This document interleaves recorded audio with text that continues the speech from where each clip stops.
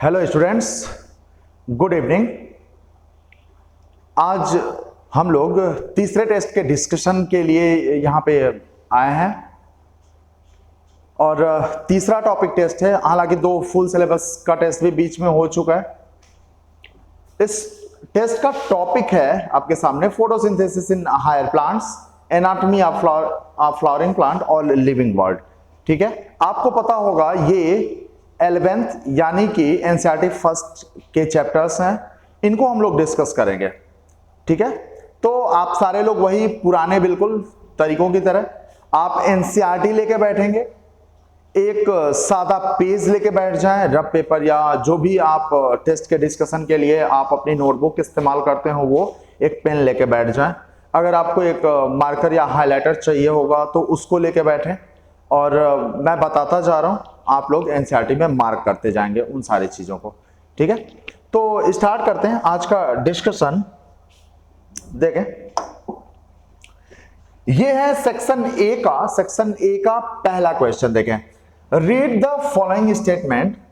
In Engelmann's experiment the aerobic bacteria accumulated mainly in the region of green light of the split spectrum. कह रहा है कि ये statements पढ़ते हैं। पहले आप एक बार मैं पढ़ लूं, फिर देखते हैं क्वेश्चन क्या पूछ रहा है। क्वेश्चन है कि एंगलमैन ने अपने एक्सपेरिमेंट में एरोबिक बैक्टीरिया ये दे रहा है कि ये green light of split spectrum में इकट्ठे हुए थे। चलिए, पहली बात मैं पेन उठा लूं। ठीक, देखें जरा, यहां क्या लिखा हुआ है, ग्रीन लाइट ऑफ। तो अगर मैं बात करूं एरोबिक बैक्टीरिया, देखिए आपको कॉन्सेप्ट इसका मैं बता दे रहा हूं, फिर पेज नंबर और वो सारी चीजें मैं डिस्कस कर ले रहा हूं। देखिए, एंगलमैन ने तो यही बोला था ना, इन्होंने पहला एक्सन स्पेक्ट्रम दिया था। एक्सन स्पेक्ट्रम का मतलब इन्होंने क्या बताया था, इन्होंने ये बताया था कि ब्लू और रेड लाइट में फोटोसिंथेसिस ज्यादा होता है। अब आपको पता है फोटोसिंथेसिस ज्यादा तो ऑक्सीजन ज्यादा तो एरोबिक बैक्टीरिया ज्यादा। बोलो यार, फोटोसिंथेसिस ज्यादा तो ऑक्सीजन ज्यादा तो फिर एरोबिक बैक्टीरिया ज्यादा। तो इन्होंने जब लाइट को तोड़ के और प्रिज्म के थ्रू आगे पास कराया तो इन्होंने देखा कि ब्लू और रेड लाइट में एरोबिक बैक्टीरिया के नंबर ज्यादा हैं। तो इन्होंने ये देखा कि जो एरोबिक बैक्टीरिया था उनका नंबर ब्लू और रेड में ज्यादा था, ना कि ग्रीन में। तो ये स्टेटमेंट तो गलत हो गया।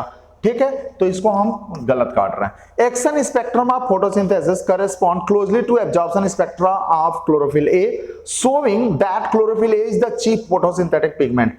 देखो ये क्या कह रहा है कि action spectrum of photosynthesis correspond closely to absorption spectra of chlorophyll A.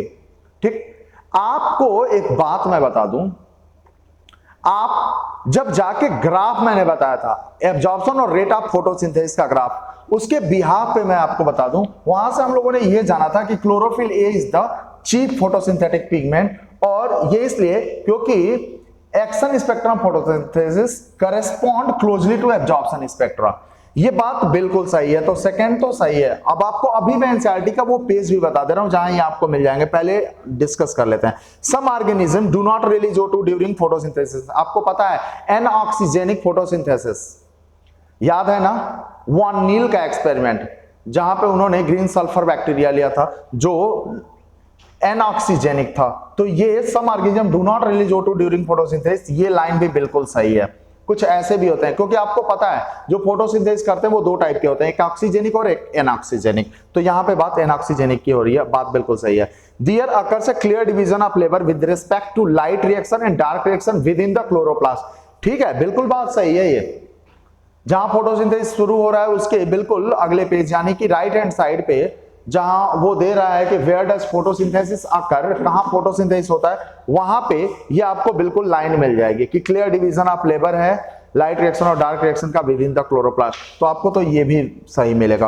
Purple and green sulphur bacteria can liberate O2 during photosynthesis. नहीं, बिल्कुल नहीं, ऑक्सीजन नहीं निकालते ये। तो ये स्टेटमेंट गलत हो गया।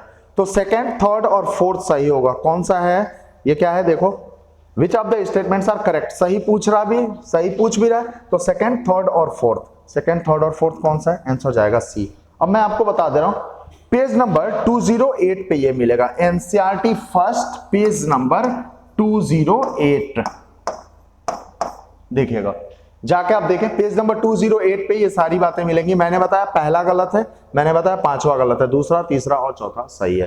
क्या गलत है वो भी मैंने आपको बता दिया।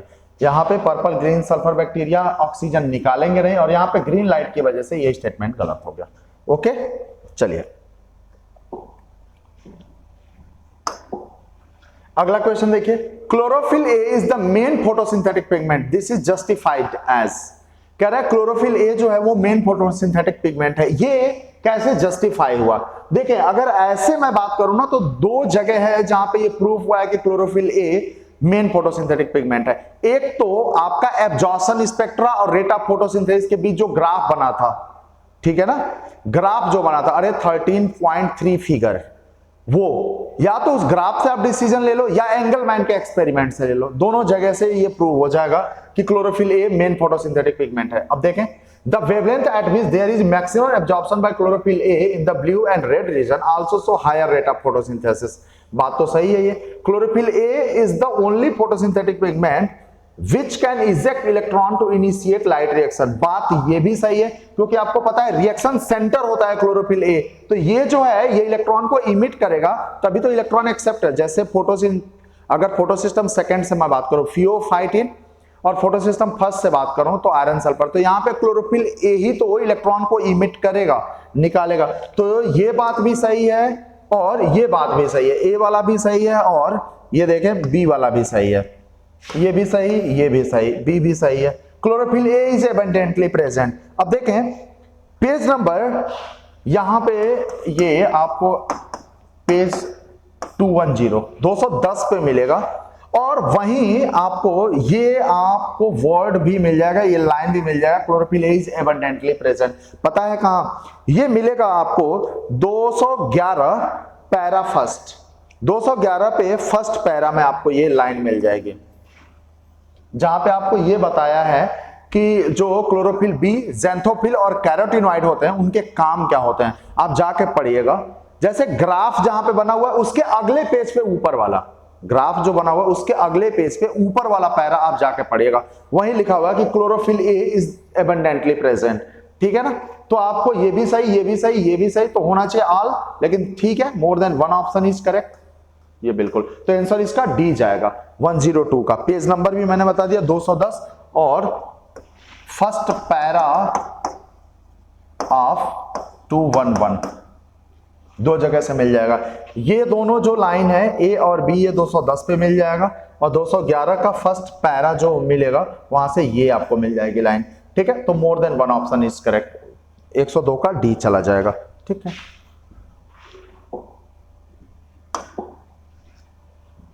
अब देखें 103, रीड द फॉलोइंग स्टेटमेंट। आप पेज नंबर बस नोट करते रहो, ठीक है, पेज नंबर नोट करते रहिए और एक बार आपको जब पेज नंबर सारा नोट हो जाएगा ना तो आपको आधे घंटे से 40 मिनट लगेगा। आप एनसीईआरटी में ढूंढ लीजिएगा उन सारी चीजों को, उससे फायदा ये होगा कि अगल बगल की लाइनें भी आ जाएंगी आपकी मुट्ठी में। और ऐसा पता है ये तीसरा टेस्ट है, एक टाइम के बाद क्या होगा कि पूरी एनसीईआरटी के वर्ड, लाइन, पेज नंबर तक आपको पूरा लर्न हो जाएगा। ये ठीक है, ये अभी आपको इसका फायदा नहीं नजर आ रहा है इस तरीके के डिस्कशन का, लेकिन जनवरी तक आप बस ट्रस्ट करें और करते चले जाएं, जैसे मैं बोल रहा हूं एकदम ब्लाइंड फेथ करके करते चले जाओ। जनवरी के बाद आपको पता है पेज नंबर तक याद रहेगा, पेज नंबर, पैरा, लाइन आपको मिलेंगे, इज एम आर तक आपको कंफ्यूज नहीं करा सकता एग्जाम में। ठीक है, और जब इस तरीके की तैयारी हो जाएगी तो देखो बाहर की चीजें नोट्स के थ्रू मिल जाती हैं, थोड़ा बहुत जो अप्लाइड आएगा, और लाइंस हम लोग एनसीईआरटी की तैयारी कर रहे हैं तो यार कौन रोक लेगा फिर 360 में 360 सही होने से। आराम से हम लोग सही करेंगे, फिजिक्स केमिस्ट्री आपका बेटर हो ही जाएगा, बहुत आराम से हम लोग 710 प्लस के काम के लिए काम करेंगे। देखें जरा, रीड द फॉलोइंग स्टेटमेंट। पहली बात नीचे देखिए, which of the above statements are correct. यहां पे भी करेक्ट पूछ रहा है, देखिएगा यहां पे भी क्या सही है वही पूछ रहा है, तो ठीक है देखते हैं। PS1 and PS2 were numbered first and second according to the sequence in which they function। ये देखो कह रहा है फंक्शन के अकॉर्डिंग, मैंने आपको क्लास में भी बताया था और एनसीईआरटी का पेज नंबर भी मैं बता दे रहा हूं, 211, पेज 211। आपको क्लास में भी बताया था कि PS1 और PS second not according to their function, but वो डिस्कवरी के बेसिस पे ये दिया गया, पहले PS1 खोजा गया, काम बाद में करता है, PS सेकेंड खोजा बाद में गया, समझ रहे हैं ना, सॉरी हाँ, और काम पहले करता है। तो PS1 जो है ये देखिएगा, ये खोजा पहले गया, काम बाद में करता है, ये खोजा बाद में गया, काम पहले करता है। तो PS सेकेंड काम पहले करता है। तो देखो ये क्या किया, तो invest the function during light reaction, नहीं, काम तो पहले PS2 का है, तो ये स्टेटमेंट तो गलत हो गया सीधे। The LHCr made up of 100 of pigment molecule bound to the protein, बिल्कुल बात सही है, लाइन ही आपको मिल जाएगी, वहीं चले जाएगा 211 नंबर पे, ठीक है ना। अब देखो the LHCr made up of 100 of pigment molecule bound to the protein. अगला क्या है, many chlorophyll a molecule form one reaction centre. क्या इसमें गलत है, मेनी गलत है, ये मेनी नहीं होगा, यहां पे आएगा वन, ठीक है। तो ये स्टेटमेंट केवल इस वजह से गलत हो गया, बाकी सब सही है। रिएक्शन सेंटर क्लोरोफिल ए बनाता है, इसमें कोई दो राय नहीं है, मेनी की जगह पे एक आ जाएगा, ठीक है, तो ये गलत हो गया।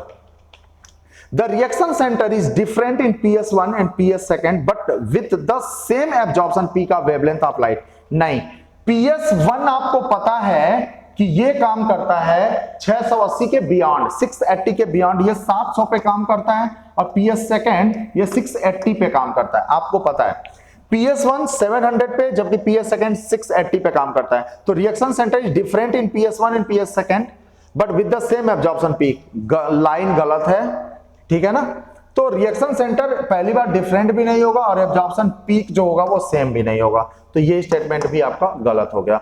अब अगला देख लो, in PS second the reaction centre chlorophyll a gives out 680 nanometre wavelength of red light, causing electron to become excited and jump into an orbit further from the atomic nucleus. आपको लाइन ये बिल्कुल सही लग रही होगी, लेकिन chlorophyll A देता नहीं है, एब्जॉर्ब करता है, ये लाइट को एब्जॉर्ब करेगा। आप जाके वहीं पढ़िएगा, बिल्कुल नीचे से पेज नंबर 211 पे नीचे से चौथी लाइन आप पढ़िएगा, वहां लिखा हुआ है क्लोरोफिल एब्जॉर्ब।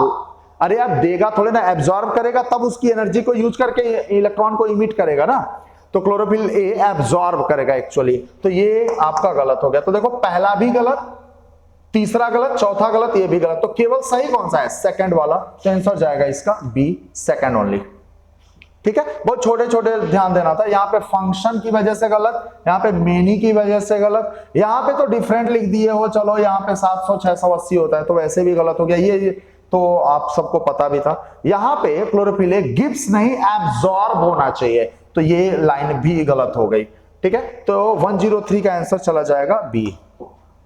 अगला देखें 104, द वाटर स्प्लिटिंग कॉम्प्लेक्सेस। कोई प्रॉब्लम नहीं है, मैं आपको पेज नंबर के साथ एक्सप्लेनेशन बता दूंगा। हालांकि इसका तो हमने डायग्राम बनाया था, आपको याद होगा, थाइलेक्वाइड मेम्ब्रेन, जहां पे मैंने 2 बार इसको बताया था वाटर स्प्लिटिंग वाला, आपको पता होगा।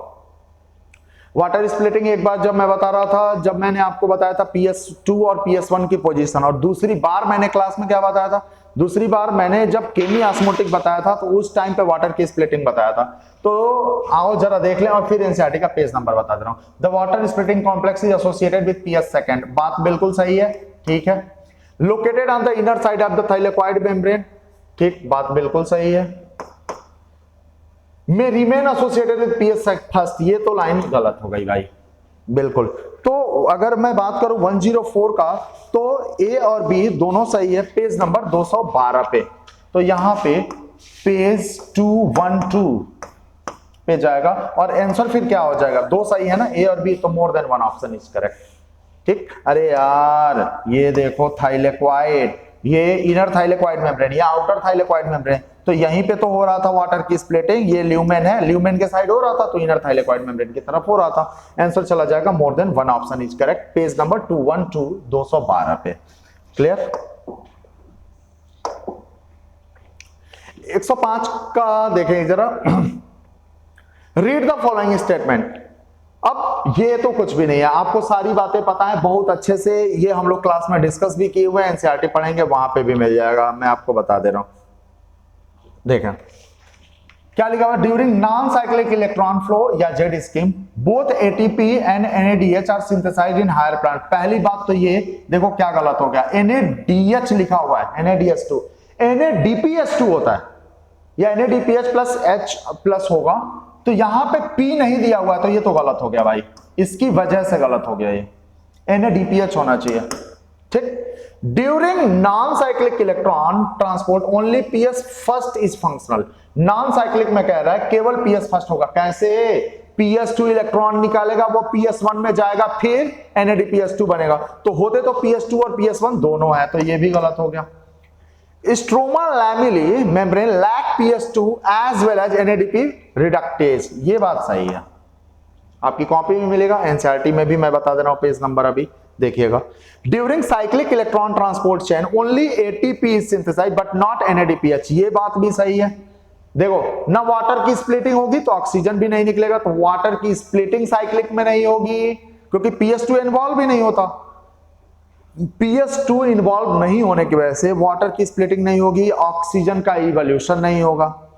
उसके बाद इलेक्ट्रॉन बिल्कुल NADP रिडक्टेज है ही नहीं, तो इलेक्ट्रॉन को खींचेगा कौन, तो NADP को NADPH2 में कन्वर्ट कौन करेगा, तो इलेक्ट्रॉन वापस से घूम आता है प्लास्टोक्विनोन के पास, घूम के आएगा, तो जाहिर सी बात है NADPH2 नहीं बनेगा, तो ना आपका ऑक्सीजन इवोल्यूशन ना NADPH2, ये दोनों नहीं बनेगा, बनेगा क्या, केवल ATP। तो during cyclic electron transport chain only ATP is synthesised but not NADPH2, बात बिल्कुल सही है।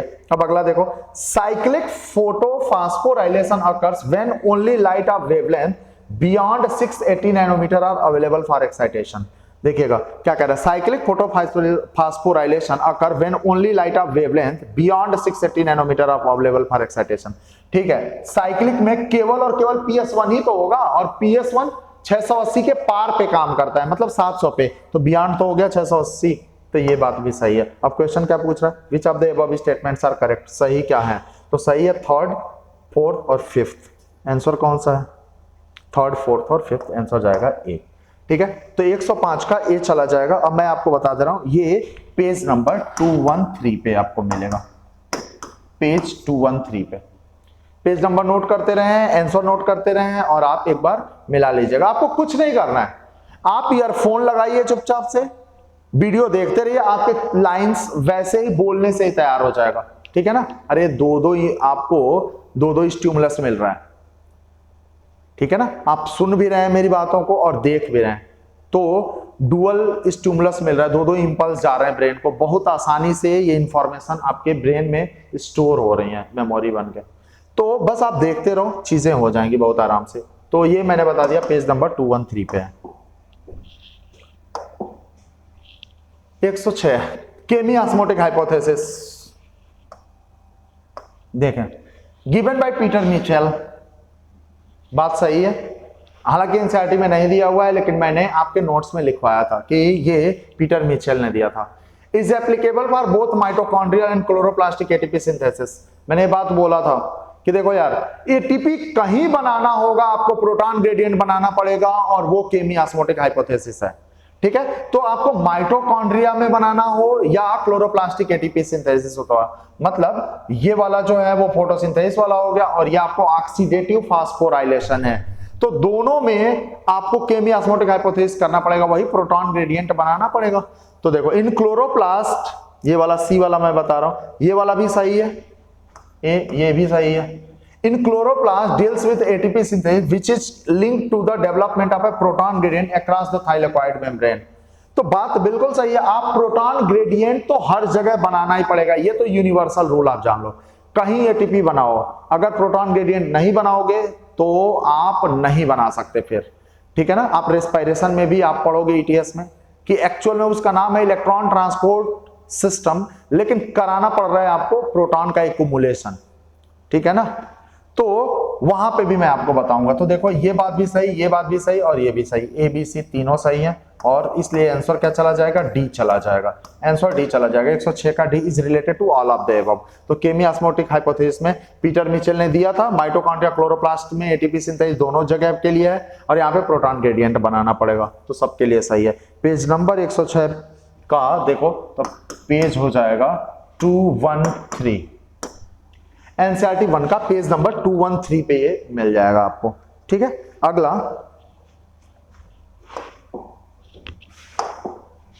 107, the summarised form of Z scheme is given below. अब देखें, कह रहा है कि यहां पे ये जेड स्कीम बना हुआ है, उसके बाद विच of the following option correctly define uphill and downhill movement of electron. अब देखो मैं आपको बताऊं, आपको मैंने बताया था कि अगर रिडॉक्स पोटेंशियल स्केल के अकॉर्डिंग रख रहे हो तो मैंने ये बोला था कि नीचे की तरफ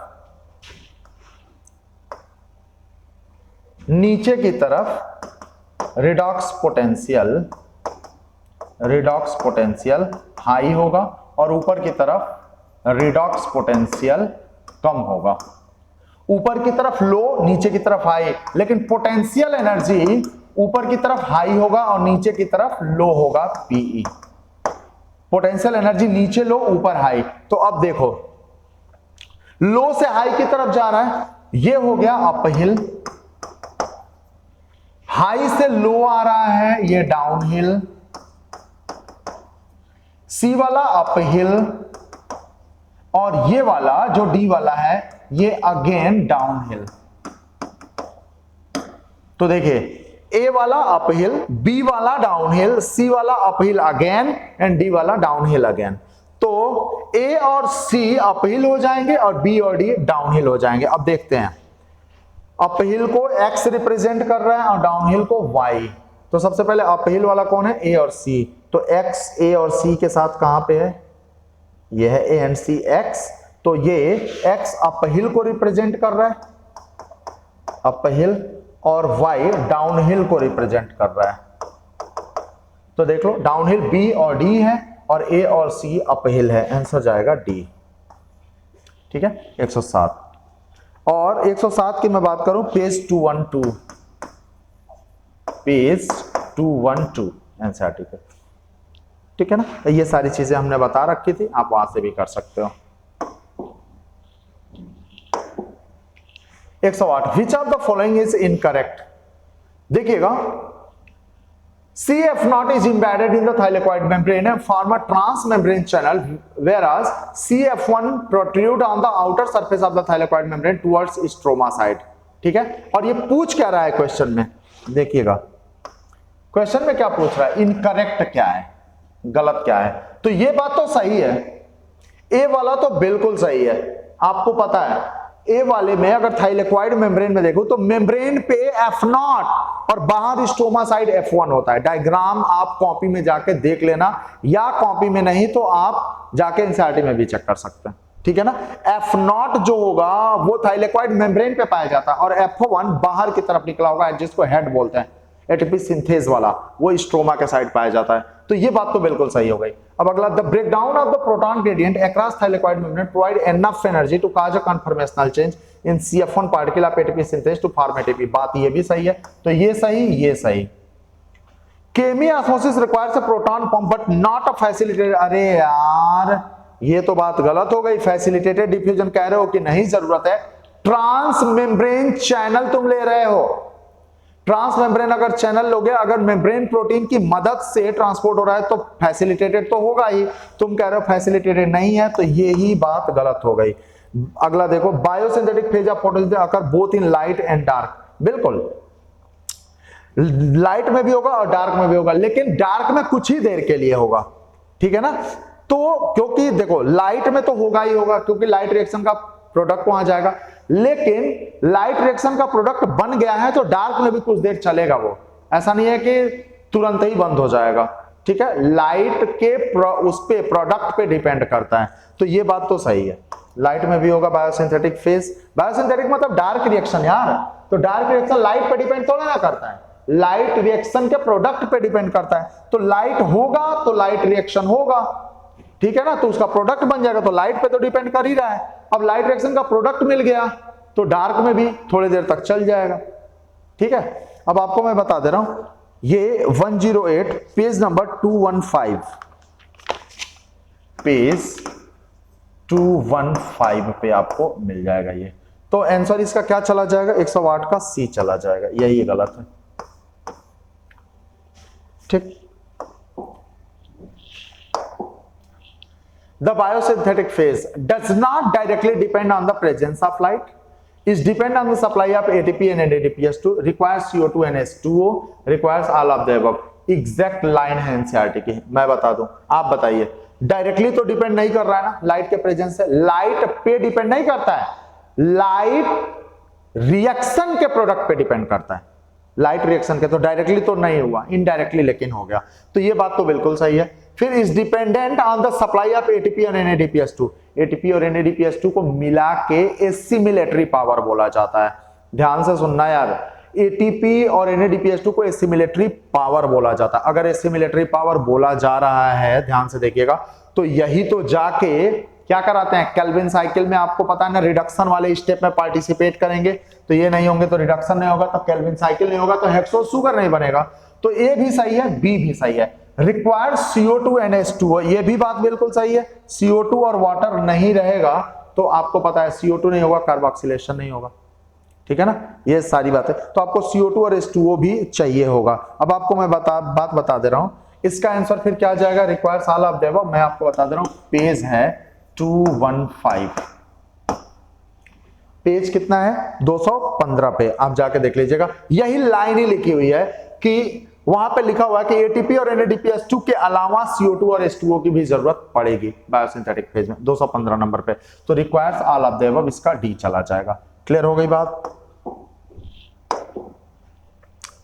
अब अगला 110, in the process of carbon fixation RUBP react with CO2 to form 3PGA, बात बिल्कुल सही है। After phosphorylation and reduction, after phosphorylation and reduction glyceraldehyde three phosphate is produced, what else needs to happen to complete Kelvin cycle।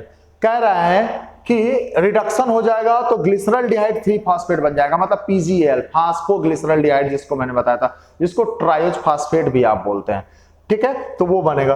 कह रहा है कि what else need to happen to complete Kelvin cycle, क्या और चाहिए केल्विन साइकिल को वो कराने के लिए, कंप्लीट कराने के लिए। तो देखो, कार्बन फिक्सेशन बता ही दिया कि RUBP, देखो मैं आपको बताऊं, अगर मैं बात कर रहा हूं कि केल्विन साइकिल, तो केल्विन साइकिल में 3 होता है। एक होता है CO2 फिक्सेशन स्टेप, जिसको कार्बोक्सिलेशन बोलते हो, कार्बोक्सिलेशन। दूसरा रिडक्शन बोलते हो, रिडक्शन में PGA किसमें कन्वर्ट हो जाएगा, PGAL में, फास्फोग्लिसरॉल्डिहाइड में।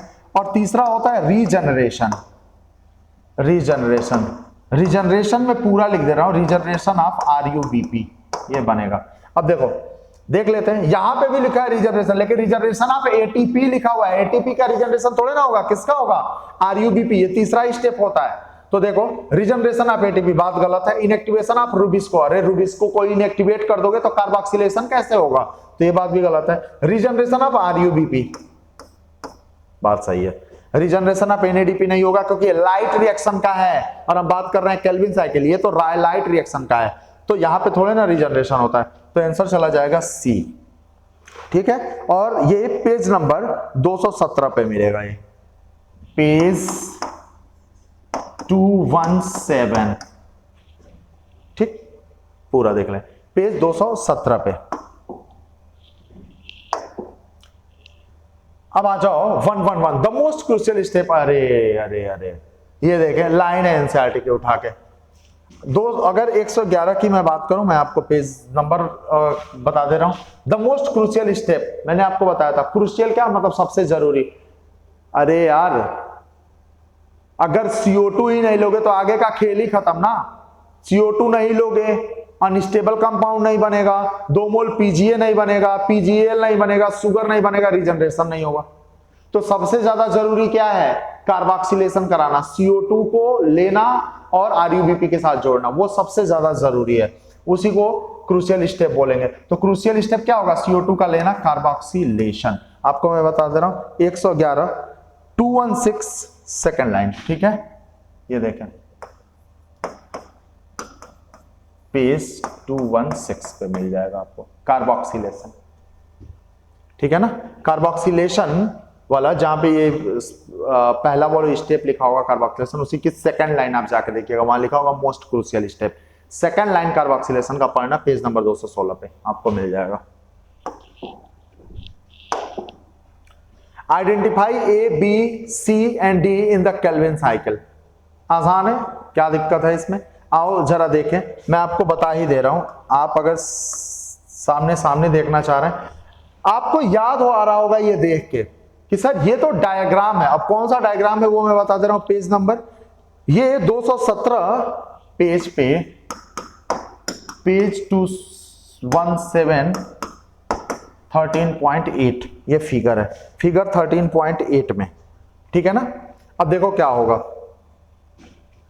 ये देखो यहां से सुक्रोज और स्टार्च बन रहा है डी में, इसका मतलब ये तो हो गया ट्रायोज फास्फेट या पीजीएल, तो डी क्या हो गया? पीजीएल हो गया। यहां से शुरू कर रहे हैं नीचे से, ए क्या हो गया? देखो 5 कार्बन यहां बचने का, आरयूबीपी बन रहा है, तो ये वाला तो हो गया रीजनरेशन, तो ए तो रीजनरेशन हो गया। अब ढूंढो किसमें किसमें रीजनरेशन है, रीजनरेशन रीजनरेशन AOA, यहां एक में रीजनरेशन मिल रहा है, फिर यहां पे भी 3 मिल गया। चलो छोड़ो, ए वाला तो छोड़ो, डी वाला पीजीएल है, डी में ट्रायोज फास्फेट यहां पे भी लिखा हुआ है, और ग्लिसरल्डिहाइड 3 फास्फेट यहां पे भी लिखा हुआ है, यहां पे भी ग्लिसरल्डिहाइड 3 फास्फेट। चलो कोई बात नहीं, ये भी देखते हैं। कार्बोक्सिलेशन यहां पे देखो बी, अगर बी की मैं बात करूं, बी वाला, तो ये क्या हो जाएगा? 3PGA यहां पे फास्फोग्लिसरिक एसिड, तो ए क्या हो जाएगा? रीजनरेशन। देख लेते हैं जो भी ऑप्शन मिलेगा, पहले देख लें कॉन्सेप्ट रीजनरेशन, और मैंने बता दिया है फिगर 13.8, केवल उठा के वही मिला लेना है। ए रीजनरेशन, डी पीजीएल या ट्रायोज फास्फेट, कुछ भी आ जाए, ट्रायोज फास्फेट, आप एनसीईआरटी उठा के देख लेना, जो भी आपको ऑप्शन, यहां पे पीजीए या 3PGA जो भी दिया रहा है, ठीक है ना। तो आप अब ऑप्शन ढूंढिए, ए रीजनरेशन ठीक है, बी 3PGA ठीक, सी एडीपी लिख दिया है, ना ना ना, सी तो एडीपी तो यहां टूट रहा है, मतलब सी क्या है? एटीपी है, तो सी एडीपी, तो ए ऑप्शन गलत हो गया। ए रीजनरेशन, बी 3PGA, सी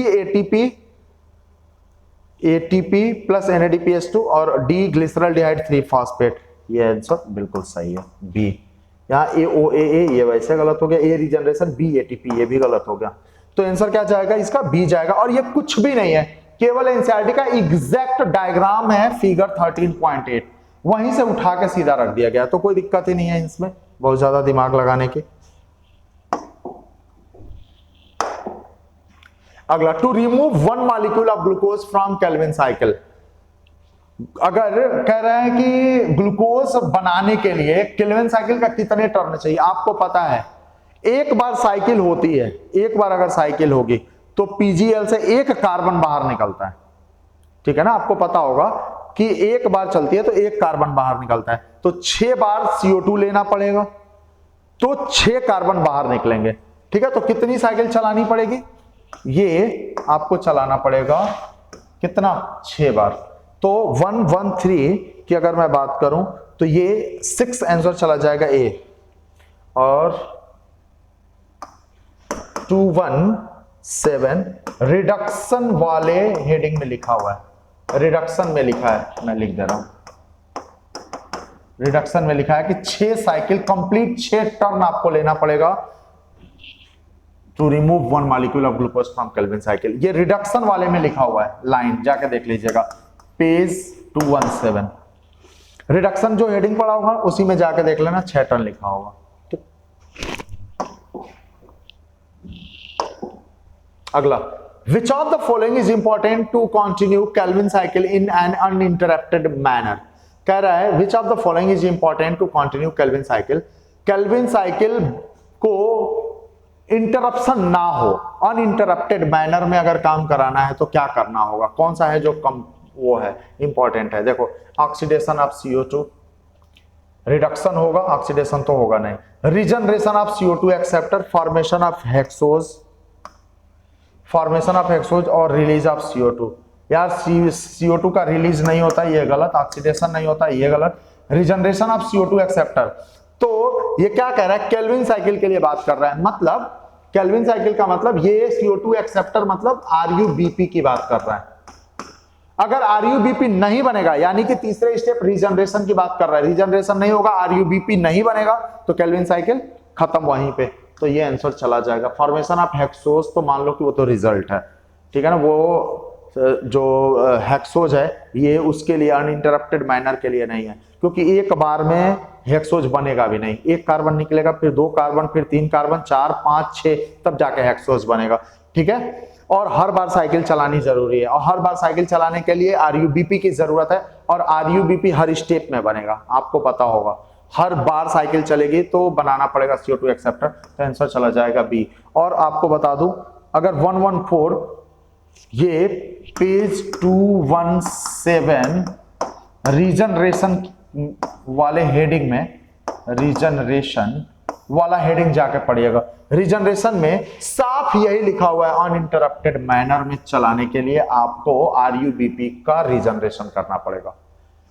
ये पूरी NCERT की लाइन सी है, कोई दिक्कत नहीं है। आंसर चला गया बी। अगला देख लो।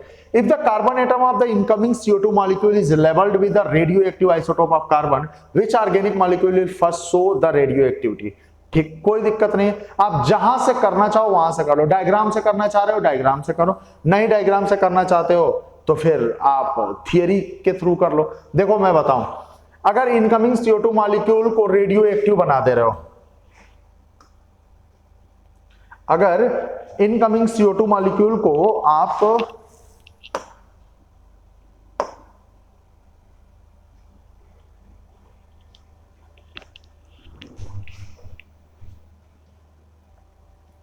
तो क्वेश्चन में देखिए यहां पे लिखा हुआ कि अगर मान लो लेबल्ड कर दिया हमने radio active isotope of carbon, which organic molecule will first show the radio activity. देखिए अगर CO2 RUBP के साथ आप जोड़ रहे हो रुबिस्को के प्रेजेंस में, तो ये दोनों मिलेंगे। एक पहले अनस्टेबल बनेगा 6 कार्बन का, और उसके बाद 2 मोल PGA बनेंगे, ठीक है ना। तो अगर मैं बात कर रहा हूं 2 मोल यहां पे PGA बनना, ठीक है ना, तो यहां देखें will first show the radio activity, जो सबसे पहले बनेगा वो शो करेगा। और आंसर क्या चला जाएगा, फास्फोग्लिसरिक एसिड PGA का 115 का A, क्योंकि देखो ये ग्लिसरॉल्डिहाइड है, उसके बाद RUBP तो पहले ही रहता है, और 1,3 बिस फास्फोग्लिसरिक एसिड नहीं 3 PGA आपको बन जाएगा। तो 115 का आंसर चला जाएगा ये। और ये कुछ भी नहीं है, अप्लाइड था, ठीक है। 2 मोल PGA बनता है, और यही PGA ये वाले को हम रेडियो एक्टिव कर रहे हैं। ये कार्बन को मान लो हमने रेडियो एक्टिव 16 ले लिया यहाँ पे, तो इस PGA में सबसे पहले वो रेडियो एक्टिविटी दिखेगी यहां से। ये कुछ नहीं पूछ रहा था, बस इनडायरेक्टली आपसे पूछ रहा था कि पहला प्रोडक्ट कौन सा बनेगा, ठीक है ना। आसान क्वेश्चन था।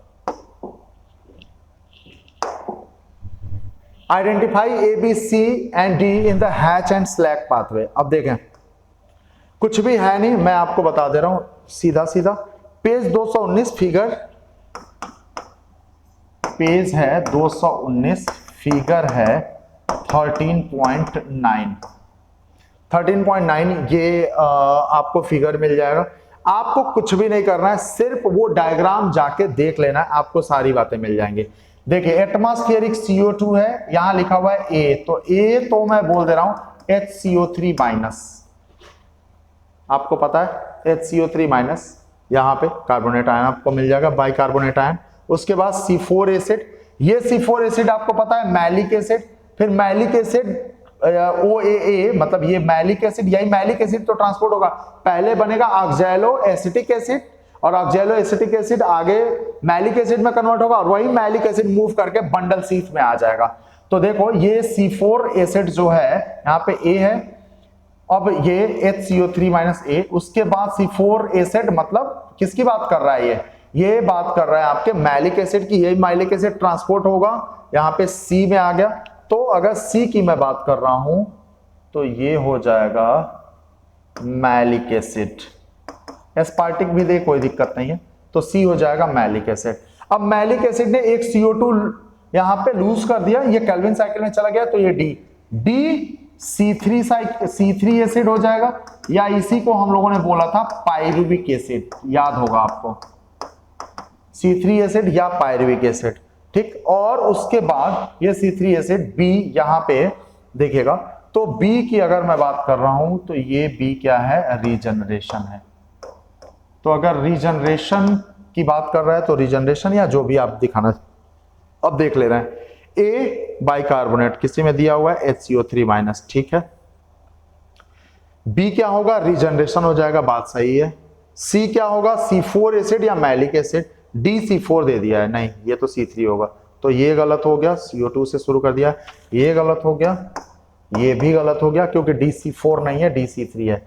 यहां पे देखें C में ACO2, ये भी बात गलत, ACO2 नहीं होगा, AHCO3-, B regeneration, C malic acid और D पायरुविक एसिड, ये बात बिल्कुल सही है, देख लें आप मिला लें, AHCO3-, फिर उसके बाद B रीजनरेशन, ठीक है, C मैलिक एसिड और D या तो C3 एसिड देता तब भी बात सही है और पायरुविक एसिड देता तब भी सही है, तो इस हिसाब से आंसर चला जाएगा D, ठीक है। Figure 13.9 page 219। अगला देखें, compare to C3 plant C4 plant, कह रहे हैं कि C3 प्लांट के कंपैरिजन में C4 प्लांट क्या क्या करेगा, can continue to fix CO2 even at relatively low CO2 concentration. C4 plant क्या करेगा, can continue to fix CO2। अब देखो यार, आपको पता है C4 के लिए है 360 ppm और C3 के लिए है 450 ppm, ठीक है ना। तो can continue to fix CO2 even at relatively low CO2 concentration. C4 को 360 ppm अगर मिल जाए तभी वो सैचुरेशन शो कर देता है और C3 450 पे, ठीक है। तो आपको पता है कि C4 जो है वो लो CO2 कंसंट्रेशन पे भी काम करेगा, जबकि C3 को थोड़ा ज्यादा चाहिए, तो ये बात तो सही है। उसके बाद have higher rate of photorespiration, C4 में तो होता ही नहीं है, ये बात तो गलत है। Higher rate of photorespiration, C4 में कहां फोटो रेस्पिरेशन होगा, रीजन भी मैंने आपको बताया था कि बंडल शीथ को थिक कर दिया, इम्परमिएबल कर दिया, एग्रेनल कर दिया, तो वो सारे रीजन की वजह से। Grow better in cool and moist condition, C4 plant cool और मॉइस्ट में नहीं पाए जाते, हॉट और ट्रॉपिकल एनवायरनमेंट में पाया जाता है, ठीक है ना। तो ये भी बात गलत है। Do not use rubisco for CO2, क्यों नहीं करेगा, C4 प्लांट के बंडल शीथ में रूबिस्को यूज होगा। केल्विन साइकिल आपको पता है ना, C4 में भी केल्विन साइकिल तो यूनिवर्सल साइकिल होती है ना बच्चे, तो वो यूनिवर्सल होगी तो होगा तो बंडल शीथ में भी, ठीक है ना। तो ये देखो, do not use rubisco, rubisco बिल्कुल यूज होगा, C4 में भी यूज होगा, बस जगह बदल जाता है, C3 में मीजोफिल में, C4 में बंडल शीथ में, तो ये बात तो सही है, ठीक है ना। तो देखो रूबिस्को तो यूज होगा, लेकिन यहां दे रहा है कि डू नॉट यूज रूबिस्को, क्यों, रूबिस्को तो यूज होगा, तो ये दे रहा है। तो B, C और D ये तीनों बातें गलत हो गई, ये बात बिल्कुल सही है 117 का। तो अगर 117 की मैं बात बोलूं तो यहां पे पेज 223 पे मिल जाएगा, 223, ठीक है, 117 पे। चलिए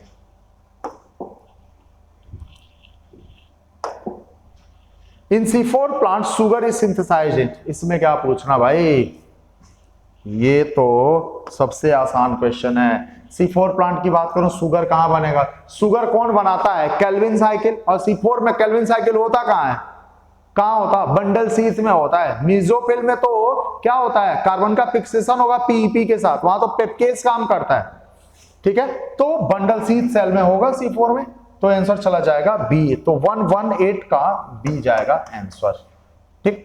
तो 118 का, और ये 220 पेज फर्स्ट पैरा जाके पढ़ लीजिएगा। अरे आप पढ़िए और चाहे डायग्राम देख लो, 13.9 वाला डायग्राम देख लोगे तब भी मिल जाएगा आपको।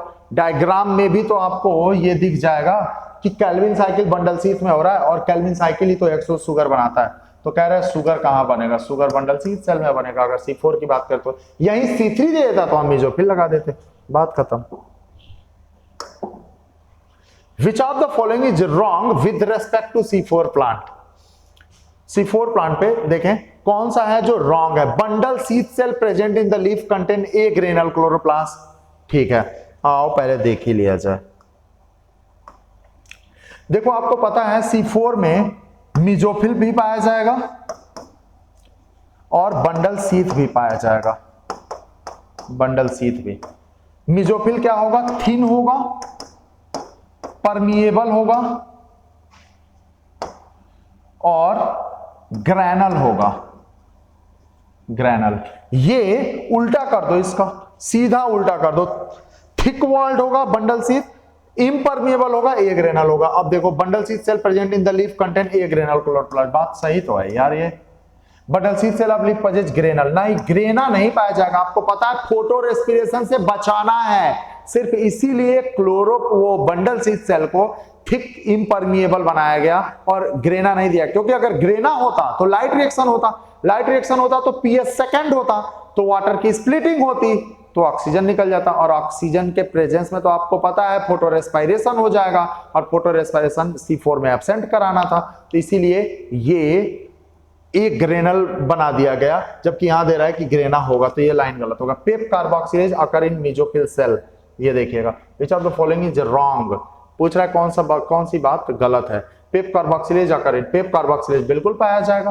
पीईपी के साथ जो जोड़ता है HCO3 को, अरे पीईपी और HCO3 माइनस को जोड़ेगा कौन? जो जोड़ के OAA बनाता है, ये कौन है? पेपकेजी तो है, और इसी को तो पेप कार्बोक्सिलेज बोला जाएगा। डीकार्बोक्सिलेशन अकर इन बंडल सीथ सेल, ठीक है बिल्कुल सही है। जो मैलिक एसिड आ रहा है उससे CO2 निकलेगा तो केल्विन साइकिल में जाएगा, CO2 का लॉस ही तो डीकार्बोक्सिलेशन है, तो ये बात बंडल सीथ में होगा। तो ये बात भी सही है, ये बात भी सही है, तो बात गलत कौन सी है? और रॉन्ग ही पूछ रहा है, तो गलत कौन सी है? बी। तो आंसर क्या चला जाएगा? 119 का बी चला जाएगा।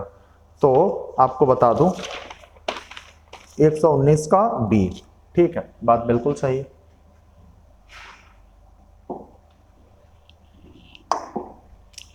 अब आ जाओ 120। In C4 plant the mesophyll cell and bundle sheath cell show division of labour with respect to. देखिए in C4 plant the mesophyll cell and bundle sheath, अगर मेसोफिल सेल और बंडल सीथ सेल की बात मैं कर रहा हूं, आपको पता है C4 प्लांट में बंडल सीथ सेल में केल्विन साइकिल चलेगा, और अगर मेसोफिल सेल की बात करो तो आप देखो mesophyll cell grana present, grana होगा, और बंडल सीथ ए ग्रेनल होगा, ए ग्रेनल। तो यहां ग्रेना नहीं तो लाइट रिएक्शन नहीं होगा, ठीक है ना। तो और मेसोफिल सेल में ग्रेना प्रेजेंट है, तो मेसोफिल सेल, और वैसे भी आपको पता है मेसोफिल सेल में आपको क्लोरोप्लास्ट मिलेंगे, उसी के अंदर क्लोरोफिल, तो लाइट रिएक्शन हो जाएगा। तो अगर C4 प्लांट की बात करूं तो mesophyll cell bundle sheath cell show division of labour with respect to, तो दिया हुआ मेसोफिल में biosynthetic phase, dark reaction and light reaction bundle sheath में। बंडल सीथ में कैसे लाइट रिएक्शन होगा जब ये ग्रेनल है तो, ठीक है, होगा ही नहीं, तो ये बात तो गलत हो गई। Light reaction and biosynthetic phase, ये देखिएगा। अब यहां देखो लाइट रिएक्शन होगा मेसोफिल सेल में, लाइट रिएक्शन, और बायोसिंथेटिक फेज बंडल सीथ में होगा डार्क रिएक्शन, ये बात तो सही है। Dark reaction and C3 cycle, dark reaction और C3 साइकिल में क्या फर्क है भाई? C3 साइकिल बोल रहे हो, केल्विन साइकिल, तो C3 cycle and dark reaction, ये दोनों बातें, तो ये गलत, ये गलत। तो 120 का आंसर क्या चला जाएगा? बी चला जाएगा, light reaction and biosynthetic phase dark reaction. Mesophyll में ग्रेना होगा, तो ग्रेना में आपका लाइट रिएक्शन हो जाएगा, मतलब PS2 PS1 जो भी होना है, तो ये लाइट रिएक्शन यहाँ पे मेसोफिल में हो जाएगा, और बंडल सीथ एक ग्रेनल होगा तो वहां बायोसिंथेटिक फेज यानी कि डार्क रिएक्शन हो जाएगा। ठीक, क्लियर हो गई बात है।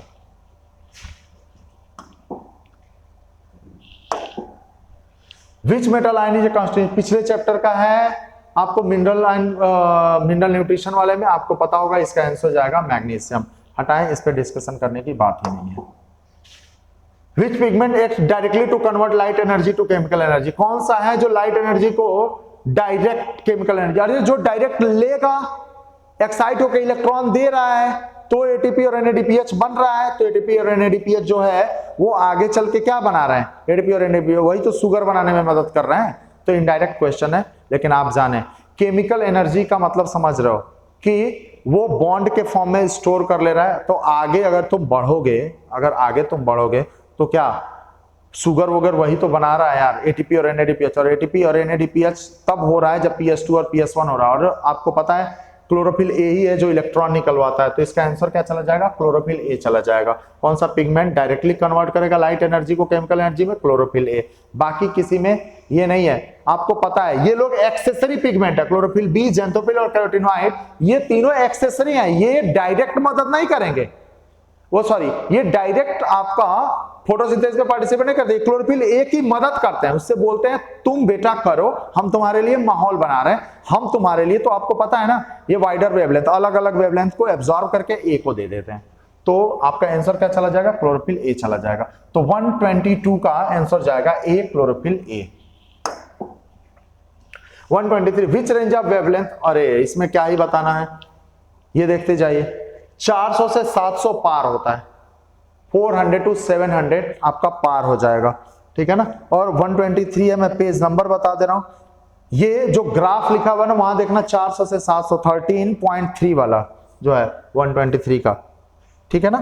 तो ये देखिएगा, ये आपको मिल जाएगा 400 से 700। तो ये सब आसान आसान क्वेश्चन था, वन लाइनर, इस पे डिस्कशन करने पे कोई मतलब भी नहीं है, आपको पता होगा। The correct sequence flow of electron in the light reaction is, ये थोड़ा सा कुछ पॉइंट एनसीईआरटी में दिया नहीं है, आओ जरा देखो होता क्या है। यहां देखो PS2 होगा, यहां फियोफाइटिन होगा,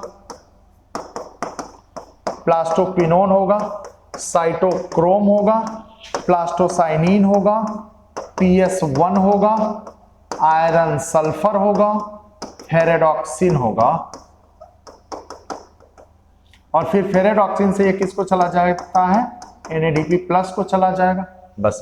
तो अब आओ चेक कर लिया जाए करेक्ट सीक्वेंस। करेक्ट सीक्वेंस तो PS2 से शुरू हो रहा है, तो देखिए PS2 से कौन कौन शुरू हो रहा है, तीनों तो PS1 से शुरू हो रहा है, तो एक ही ऑप्शन ही बचा यार। खैर इसको भी चेक कर लेते, PS2 से प्लास्टोक्विनोन, ठीक है, PS2 से प्लास्टोक्विनोन, बात सही है। उसके बाद साइटोक्रोम को चला गया, ठीक है, फिर PS1 को चला गया, फिर फेरेडॉक्सिन, हाँ ठीक है, आंसर फर्स्ट, बात सही है, आप देख लेना। 124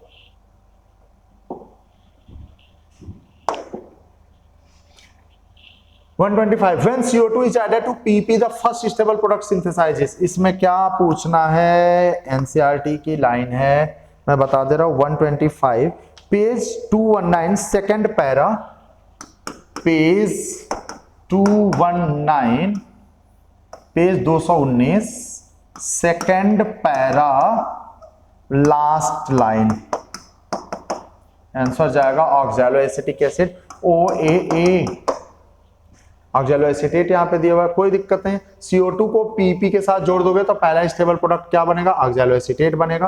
page 219 second para last line है, तो 125 का, ठीक। As compared to a C3 plant, how many additional molecule of ATP are needed for net production of 1 molecule of hexose sugar by C4 plant? कह रहा है कि अगर C3 की बात मैं करूं, चलो ठीक है देख लेते हैं। C3 में क्या था, ATP, देखो CO2, NADPS2 और ATP, ये C3 प्लांट के लिए कितना था, 6, 12, 18, यही तो था, 6, 12, 18। देखो ना, 12 रिडक्शन में और 6 रीजनरेशन में, तो यहां पे पूछ भी रहा है हेक्सोस सुगर के लिए, मतलब आपको पता है 6 बार साइकिल चलानी पड़ेगी, तो 6 CO2, 12 ये और 18 ये। तो कह रहा है as compare to C3 plant how many additional molecule of ATP are needed for net production of 1 molecule of hexose sugar by C4 plant में कितना एडिशनल लेना पड़ता है। अब देखो यहाँ पे क्या होगा, C4 के लिए 6, 12, 30, तो यहाँ पे कितना एडिशनल लेना पड़ रहा है, एडिशनल लेना पड़ रहा है कितना, देखो as compare to C3 plant how many additional molecule of ATP are needed for net production of 1 molecule of hexose sugar by C4 plant. तो यहाँ आंसर क्या लेना पड़ेगा, 18 से 30 मतलब 12 लेना पड़ेगा एक्स्ट्रा, 12 मॉलिक्यूल आंसर चला जाएगा। 126 का D चला जाएगा, ठीक है ना, 12 देख लें।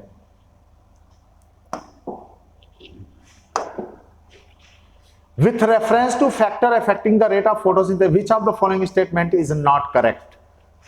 ठीक है, कोई बात नहीं, देख लेते हैं। Increasing atmospheric CO2 concentration up to 0.05% can enhance CO2 fixation rate, बात बिल्कुल सही है। देखो 0.03 से 0.04 तक तो होता है नॉर्मली, लेकिन अगर 0.05% तक करोगे तो ठीक है, फोटोसिंथेसिस बढ़ेगा, लेकिन उससे ज्यादा अगर किए बियॉन्ड 0.05% से ज्यादा, मतलब अगर 0.05% से बियॉन्ड चले गए, उससे ज्यादा चले गए, तब घट जाएगा। आपको पता है कार्बोनिक एसिड ज्यादा, एसिड अगर ज्यादा बना तो पीएच घटेगा, पीएच घटेगा एंजाइम एक्टिविटी घटेगी और वो फोटोसिंथेसिस घट जाएगा। तो increasing atmospheric CO2 concentration up to, मतलब देखो 0.05% तक की बात कर रहा है, अप टू की बात कर रहा है। इनहेंस बात बिल्कुल सही है, करेगा, लेकिन यहां पे पूछ रहा है कौन सा करेक्ट नहीं है, नॉट करेक्ट पूछ रहा है। C3 plant respond to higher temperature with enhanced photosynthesis while C4 plant have much lower temperature optimum। बात बिल्कुल गलत है ये। रिस्पॉन्ड टू हायर टेम्परेचर नहीं, C3 का कितना होता है, ये देखो 20 से 30 होता है, और अगर C4 की मैं बात करूं ना तो ये 20 से 40 तक चला जाएगा। ठीक है, तो हायर कौन हो गया, हायर तो C4 के लिए जा रहा है ना, और ये लिख रहा है रिस्पॉन्ड टू हायर टेम्परेचर, तो बी गलत हो गई, ये लाइन गलत है। Tomato is green house crop which can be grown in CO2 enriched atmosphere. ठीक है, बिल्कुल CO2 फर्टिलाइजेशन इफेक्ट है ये, CO2 फर्टिलाइजेशन टोमेटो और बेल पेपर दोनों में, तो ये लाइन सही है। लाइट सैचुरेशन पर CO2 फिक्सेशन अगर है 10% ऑफ फुल सनलाइट, ये भी बात बिल्कुल सही है, देख लीजिए। तो आपका आंसर चला जाएगा बी, क्योंकि नॉट करेक्ट पूछ रहा है, नॉट करेक्ट तो बी ही है, तो आंसर बी जाएगा, ये बी चला जाएगा। ए भी सही है, सी भी सही है, डी भी सही है। पेज नंबर 127 का मैं बता दे रहा हूं, जहां से आपको क्वेश्चन मिलेगा 222, 223। देखिए ये वाली लाइन 222 पे मिलेगा, बाकी ये तीनों आपको कहां मिल जाएंगे, 223 पे मिल जाएगा, ये वाला 222 पे मिल जाएगा। लाइट सैचुरेशन 10% होता है, तो 127 का आंसर क्या जाएगा, बी जाएगा, बी, क्योंकि यही गलत है। C3 हायर टेम्परेचर नहीं, लोअर टेम्परेचर को रेस्पॉन्ड करता है। In a chloroplast the highest number of proton are found. आओ, ये तो आपसे केमी ऑस्मोटिक का क्वेश्चन पूछ रहा है। केमी ऑस्मोटिक आपको पता है, बाहर है स्ट्रोमा, मतलब इस गोले के बाहर आउटर थाइलेक्वाइड है, ये आउटर थाइलेक्वाइड के बाहर स्ट्रोमा, स्ट्रोमा से खींचो, ल्यूमेन में प्रोटॉन फेंको, ल्यूमेन में प्रोटॉन ज्यादा होगा, ल्यूमेन में प्रोटॉन ज्यादा होगा, तो ल्यूमेन ऑफ थाइलेक्वाइड आंसर चला जाएगा। ठीक है, तो हाईएस्ट नंबर ऑफ प्रोटॉन कहां पाया जाएगा, ल्यूमेन में। मैं आपको बता दे रहा हूं 128 का फिगर 13.7 देख लें, फिगर 13.7 या पेज नंबर 214, पेज 214। आपको चाहे तो पैरा भी बता सकता हूं, नीचे से सेकंड पैरा आप पढ़ लीजिएगा, नीचे से सेकंड पैरा, ठीक है ना। तो ल्यूमेन ऑफ थाइलेक्वाइड इसका आंसर चला जाएगा। चलिए ठीक, अच्छा ये सब क्वेश्चन जो मैं बता रहा हूं, आपके एक भी क्वेश्चन फंसे नहीं होंगे ना, क्योंकि ये हम लोग ने बड़ा डिटेल में पढ़ा था यार। याद करें क्लास में एक भी ऐसी चीजें नहीं है जो आपके सामने से अभी तक नहीं गुजरी हो। जो एनसीईआरटी के बाहर का भी था ना, वो भी मैंने क्लास में आपको बताया था। बताइए आपको ये ग्रेनल वाला, पीटर मिचेल वाला, अभी तक यही दो तो मिले जो बाहर के हैं, बाकी सब तो मैंने बताया था। ठीक, हाँ वो भी एक्स्ट्रा मैंने बता दिया था, 30 ATP वाला, 2 ATP जो रीजनरेशन में C4 में लग जाता है, वो भी मैंने बता दिया, वो भी एनसीईआरटी में नहीं है। तो जितनी भी बातें अब तक आपको क्वेश्चन में मिली हैं, वो सब आपको मैंने क्लासरूम में बता दिया था। तो मुझे नहीं लगता कि अभी तक कोई प्रॉब्लम आपको आई होगी, सारे के सारे क्वेश्चन सही हो रहे होंगे। Good. Which of the following is not a product of light reaction of photosynthesis. अच्छा ये तो स्टार्टिंग का ही है, मैं आपको बता भी दे रहा हूं। क्वेश्चन है 129 पेज 209, पेज 209, और ये फिगर एक वहां पे बना होगा क्लोरोप्लास्ट वाला 13.2, उसी के ऊपर आप पढ़िएगा, उसी के ऊपर। Not a product of light reaction. देखो लाइट रिएक्शन का प्रोडक्ट ATP होगा, NADPH होगा, NADH दिया हुआ है यार, तो NADH कहां से प्रोडक्ट हो जाएगा, ऑक्सीजन तो होगा ही, वाटर की स्प्लिटिंग होगा, तो ये भी होगा, ये भी होगा, ये बी नहीं होगा। और क्या पूछ रहा है, नॉट अ प्रोडक्ट, तो नॉट अ प्रोडक्ट तो NADH होगा बस, तो आंसर इसका क्या चला जाएगा, बी, आंसर बी चला जाएगा। क्लियर है। और मैंने बता भी दिया फिगर 13.2, उसी के ऊपर ये लाइन लिखी हुई है कि ATP NADPH2 और ऑक्सीजन निकलेगा। ठीक है, तो 129 का आंसर चला जाएगा बी, चला जाएगा answer. 130. Read the following statement with respect to meristematic cell. ठीक है, चलिए. Cell have dense cytoplasm with prominent nucleus. देखो, मेरिस्टेमेटिक अगर सेल है तो एक्टिवली डिवाइडिंग सेल होगा, उसमें कोई दो राय नहीं है. अगर एक्टिवली अगर है तो यहां पे साइटोप्लाज्म होना चाहिए. साइटोप्लाज्म वहां पे रहेगा. साइटोप्लाज्म अगर कम रहेगा, दोनों सेल में डिवीजन प्रॉपर नहीं हो पाएगा, अनइक्वल डिवीजन हो जाएगा, एक मर जाएगा, एक जिंदा रहेगा. तो आपको साइटोप्लाज्म तो चाहिए with prominent nucleus.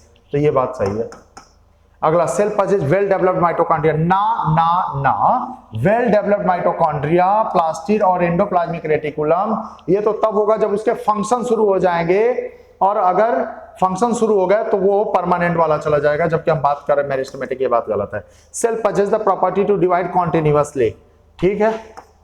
Apical meristem produces primary tissue. ठीक है, ये भी बात सही है. During formation of leaves and elongation of stem, some cells left behind from shoot apical meristem constitute the axillary bud. बात तो ये भी सही है. ठीक है. तो how many of the above statements are correct? कौन कौन सा सही है? 1 2 3 4. 4 सही है. आंसर जाएगा 4. तो 130 का बी चला जाएगा. ठीक है ना. हाँ, 84 और 85 पेज 84 85 पे आपको मिल जाएगा. डेंस साइटोप्लाज्म, प्रोमिनेंट न्यूक्लियस, बात सही है. वेल डेवलप्ड माइटोकॉन्ड्रिया, प्लास्टिड और एंडोप्लाज्मिक रेटिकुलम अगर आ गया तो ये तो आप जान ही रहे हो, ये तो वेल डेवलप्ड अगर हो गया तो फंक्शन करने लगेंगे, और अगर फंक्शन करने लगे तो आप समझ लो कि वो तो परमानेंट हो जाएंगे, डिवीजन की कैपेसिटी लॉस कर देंगे. तो ये बातें तो वेल डेवलप नहीं होता है अगर कोई मेरिस्टेमेटिक है तो. Possess the property to divide continuously, apical meristem produce primary tissue, बात सही है. तो 3rd 4th और 5th सही है. फर्स्ट भी सही है, सेकंड गलत है. तो इसमें कितने करेक्ट पूछ रहा है? तो 4 करेक्ट हो जाएंगे. पेज नंबर मैंने बता दिया 84 85. अगला, apical meristem and intercalary meristem और प्राइमरी मेरिस्टेम एज. देखो, कुछ भी है नहीं, एनसीईआरटी की लाइन है ये. देखो क्या, मैं पेज नंबर बता दे रहा हूं. पेज 85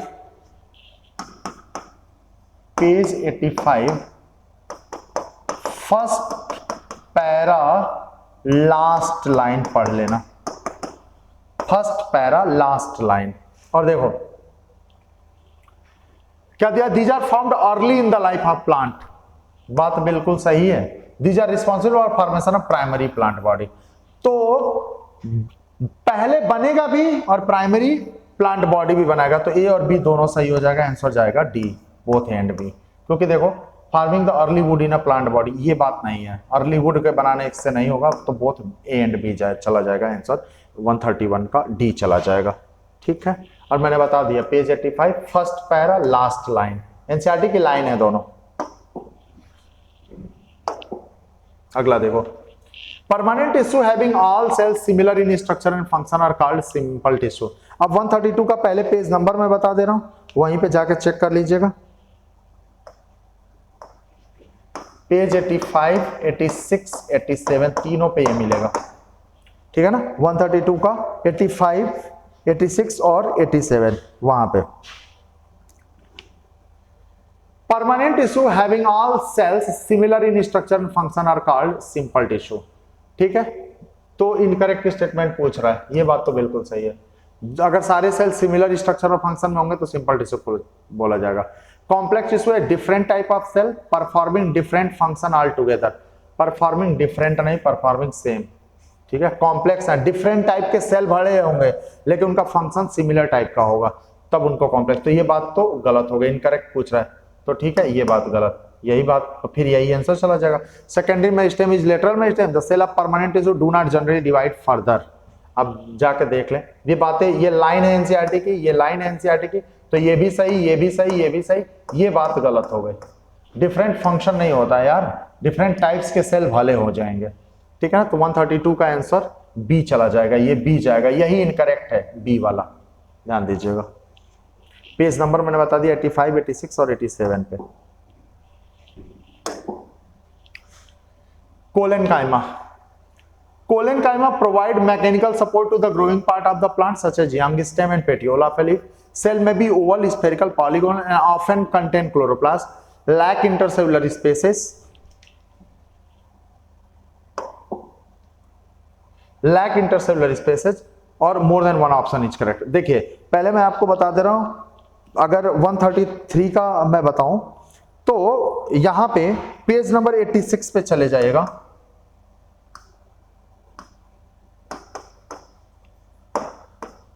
पेज 86 पे चला जाएगा और परमानेंट टिश्यू के हेडिंग में कोलेनकाइमा वाला आप जाके पढ़िएगा, कोलेनकाइमा में। और आपको देखिए क्या मिलेगा यहां पे, provide mechanical support to the growing part of the plant such as young stem and petiole, ये बात बिल्कुल सही मिलेगा। सेल में भी oval spherical polygonal often contain chloroplast, ये भी बात सही है। इंटरसेलुलर स्पेसेज नहीं होता क्योंकि थिकेंड होते हैं ना, तो ये भी बात सही है। तो मोर than one option is correct. तो आंसर क्या जाएगा? डी जाएगा, आंसर डी जाएगा। सारी बातें सही है। पेज 86 पे परमानेंट टिश्यू वाले हेडिंग में कोलेनकाइमा जाके पड़ेगा, तीनों बातें आपको मिल जाएंगे, ठीक है ना। पेज नंबर 86 परमानेंट टिश्यू की हेडिंग कोलेनकाइमा, सेकंड पैरा दिया हुआ है, पहला पैरेन्काइमा फिर कोलेनकाइमा फिर स्क्लेरेन्काइमा, तो कोलेनकाइमा वाला जाके पड़ेगा, तीनों आपको बातें मिल जाएंगे। तो मोर than one option is correct, तीनों के तीनों सही है। लिग्निफाइड सेल्स आर फाउंड, अरे लाइन ही है एनसीईआरटी की। लिग्निफाइड सेल कहां पाया जाएगा? लिग्निफाइड सेल की अगर मैं बात करूं तो लिग्निफाइड सेल किसका है? स्क्लेरेन्काइमेटस। स्क्लेरेन्काइमेटस टिश्यू की का कैरेक्टर है लिग्निफाइड सेल। और स्क्लेरेन्काइमा दो टाइप का होता है, फाइबर और स्क्लेरेट, तो आंसर क्या जाएगा? बोथ एंड बी, ठीक है ना। लिग्निफाइड सेल किसमें पाया जाएगा? स्क्लेरेन्काइमा। स्क्लेरेन्काइमा दो टाइप का, फाइबर और स्क्लेरेट, तो both A and B, answer चला जाएगा 134 का। 134 पेज 86, पेज 86 वही परमानेंट टिश्यू में स्क्लेरेन्काइमा पढ़ लीजिएगा, वही कोलेनकाइमा जहां पढ़े थे प्रीवियस क्वेश्चन में उसके नीचे। जाइलम फाइबर, यहां पे मैं आपको बता दे रहा हूं, कहीं आपको कुछ भी चीजें यहां पे आपको ऐसी नहीं मिलेंगी जो एनसीईआरटी की ना हो, सब एनसीईआरटी की लाइंस हैं, ठीक। आप जाके पढ़िएगा। देखिए मैं बता दे रहा हूं आपको पेज नंबर, तो 135 की अगर मैं बात कर रहा हूं, 135 पेज 87 जाइलम वाले पैरा, पेज 87 जाइलम वाला पैरा पढ़िएगा, राइट हैंड पे होगा जाइलम वाला पैरा, ठीक है ना। और ये मिलेगा लास्ट में आपको, और जाइलम वाला पैरा पढ़िए, लास्ट में आपको जाइलम फाइबर मिलेगा उसमें।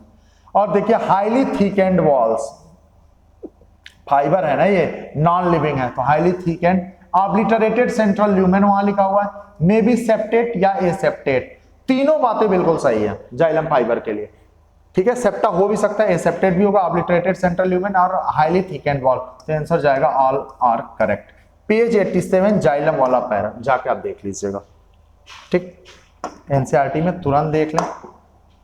The radial conduction of water occur by, अरे अरे अरे वही है बिल्कुल जहां आपने प्रीवियस वाला क्वेश्चन देखा, बिल्कुल उसी में लास्ट में चले जाएगा, आपको मिल जाएगा एकदम लास्ट में, ray parenchymatous cell of xylem parenchyma, ठीक है ना। तो आंसर इसका जाएगा डी, बिल्कुल उसी पेज पे जहां पे आपने पढ़ा 135 वाला, ठीक है। जाइलम वाले पैरा की बिल्कुल लास्ट लाइन है, जाइलम वाले पैरा की बिल्कुल लास्ट लाइन, जो प्रीवियस वाला क्वेश्चन मैंने बताया पेज नंबर 87 पे, तो वहीं पे आपको मिल जाएगा। आंसर जाएगा D, ray parenchymatous cell of xylem parenchyma, answer इसका डी चला जाएगा।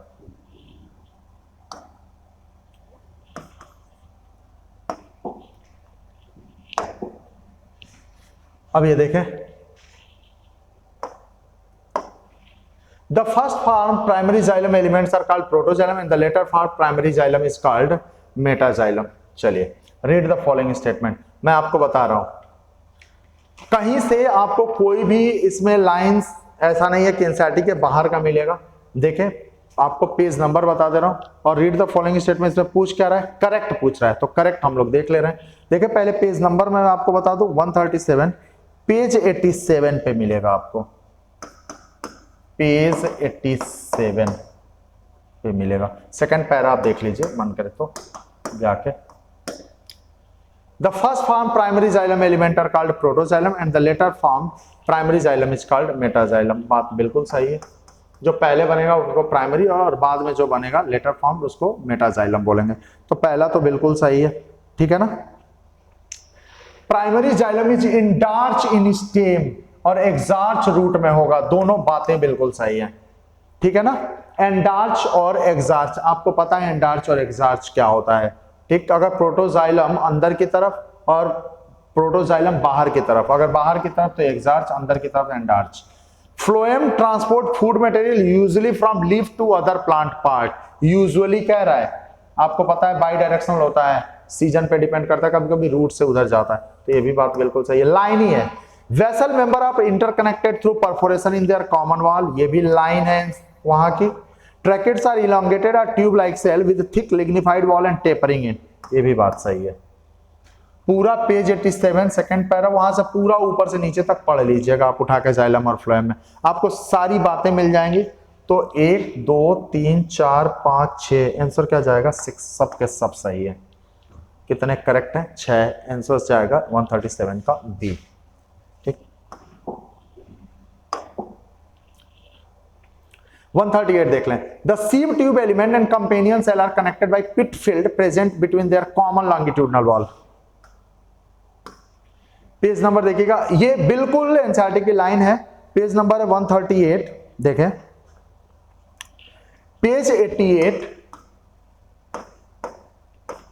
ये पहला वाला अगर मैं बात करूं तो पेज 88 का 9th लाइन है, ऊपर से पेज 88 का 9th लाइन है, कॉमन लॉन्गिट्यूडनल वॉल। और ये तो मैंने आपको ट्रांसपोर्ट इन प्लांट में भी बताया था कि ये अगर मैं बात कर रहा हूं, देखिएगा सीव ट्यूब की, तो यहां पे ऐसे जुड़ता है, ये लॉन्गिट्यूडनल वॉल यहीं से जुड़ता है, ये कंपेनियन है और ये सीव ट्यूब है, ये सीव ट्यूब, ये कंपेनियन सेल, ऐसे लॉन्गिट्यूडनल वॉल से जुड़ता है, तो ये बात तो बिल्कुल सही है। उसके बाद सेकंड देखना, phloem parenchyma is made up of elongated non tapering cylindrical cell which have scanty cytoplasm. देखे लाइन में कितनी जगह मिस्टेक किया है वो भी मैं आपको बता दे रहा हूं। देखो अगर मैं बात कर रहा हूं सेकंड वाला, तो नॉन टेपरिंग नहीं है, टेपरिंग है, ठीक। ये नॉन गलत हो जाएगा, टेपरिंग है, वैसे ही गलत हो गया ये, तो ये सेकंड गलत हो गया। और स्कैंटी नहीं, वहां ज्यादा साइटोप्लाज्म पाया जाता है, तो इसकी वजह से भी गलत होगा, ठीक है। 2 वर्ड इसमें गलत है, तो second. Phloem fibres are made up of parenchymatous cell, आपको भी पता है फाइबर्स किसके बने होते हैं। थर्ड में पैरेन्काइमेटस नहीं बना होता, ये पैरेन्काइमेटस नहीं बना होता, ये किसका बना होता है स्क्लेरेन्काइमेटस का, स्क्लेरेन्काइमेटस बना होता है, तो ये बात भी गलत होगा। फिर से मैं बता दे रहा हूं, इलोंगेटेड नॉन टेपरिंग लिखा हुआ है, जबकि टेपरिंग का बना होता है, स्कैंटी नहीं होता है, यहाँ पे बहुत ज्यादा होता है साइटोप्लाज्म, तो चलो ये बात भी गलत हो गया। Phloem fibres are made up of parenchymatous नहीं स्क्लेरेन्काइमेटस, तो ये भी गलत हो गया। Companion cell help in maintaining the pressure gradient in the sieve tube, ये बात बिल्कुल सही है, ठीक है। तो देखो फर्स्ट वाला सही मिल गया आपको, ये भी मिल गया। The phloem parenchyma stores food material and other substance like resin, latex and mucilage, बात तो ये भी सही है। तो फर्स्ट, फोर्थ और फिफ्थ आपको मिलेगा, 3 सही है, आंसर जाएगा ए आंसर चला जाएगा। तो 138 का आंसर क्या जाएगा 3, ठीक। पेज नंबर 88 पे मैंने बता दिया। और देखो वहीं जाके आप फ्लोएम पैरेन्काइमा पढ़ना, नॉन गलत है, स्कैंटी गलत है, यहाँ पैरेन्काइमा की जगह स्क्लेरेन्काइमा होगा। फ्लोएम फाइबर में ही दोनों, ये फ्लोएम पैरेन्काइमा का है, पढ़ लीजिएगा सारी बातें। Phloem parenchyma is absent in most of the monocot, बात सही है, आओ देख लिया जाए। Have cell whose cell wall is composed of cellulose, lignin and has pits through which plasmodesmatal connection exists between the cell। अब देखो पेज नंबर मैं बता दूं, 139 पेज 88, 139 का पेज 88 है। अब देखिए cell wall is composed of cellulose, यहां लिग्निन दिया हुआ है, लिग्निन, तो फ्लोएम पैरेन्काइमा में लिग्निन नहीं पाया जाता यार, ठीक है ना। और इस वजह से ये देखिए लिग्निन यहां पे नहीं पाया जाएगा, तो इस वजह से ये बी वाला गलत हो गया। उसके बाद देखो तो बोथ वाला वैसे गलत हो गया, क्योंकि बी तो होगा नहीं। Represent the bast fibre, phloem parenchyma bast fibre नहीं बनाता है, ठीक है ना, फ्लोएम फाइबर बनाएगा बास्ट फाइबर, फ्लोएम फाइबर को बास्ट फाइबर बोला जाता है, तो ये भी नहीं होगा। तो आंसर जाएगा 139 का ए, ठीक। फ्लोएम पैरेन्काइमा में आंसर ए चला जाएगा 139 का।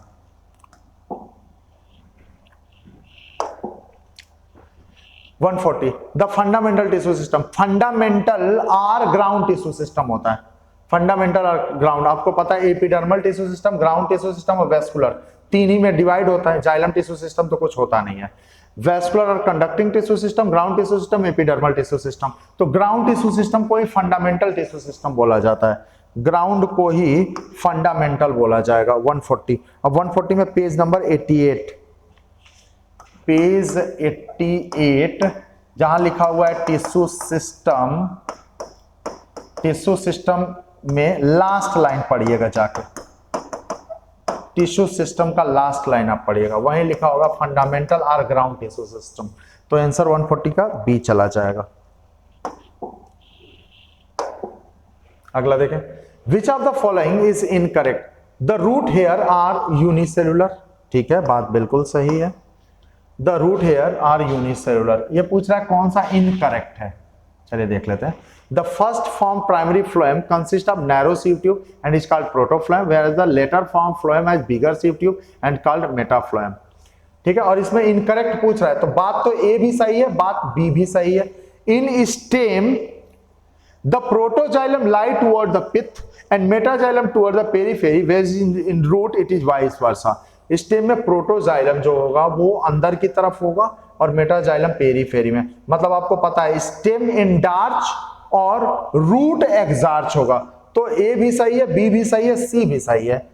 तो और इसमें इनकरेक्ट पूछ रहा है। और चौथा देख लिया, trichomes in shoot system are usually, अरे यूजुअली यूनिसेलुलर नहीं होता है, यूजुअली तो मल्टी सेलुलर होता है, कभी कभी यूनिसेलुलर होता है, कभी कभी यूनिसेलुलर होगा या अदरवाइज यूजुअली तो मल्टी सेलुलर होगा।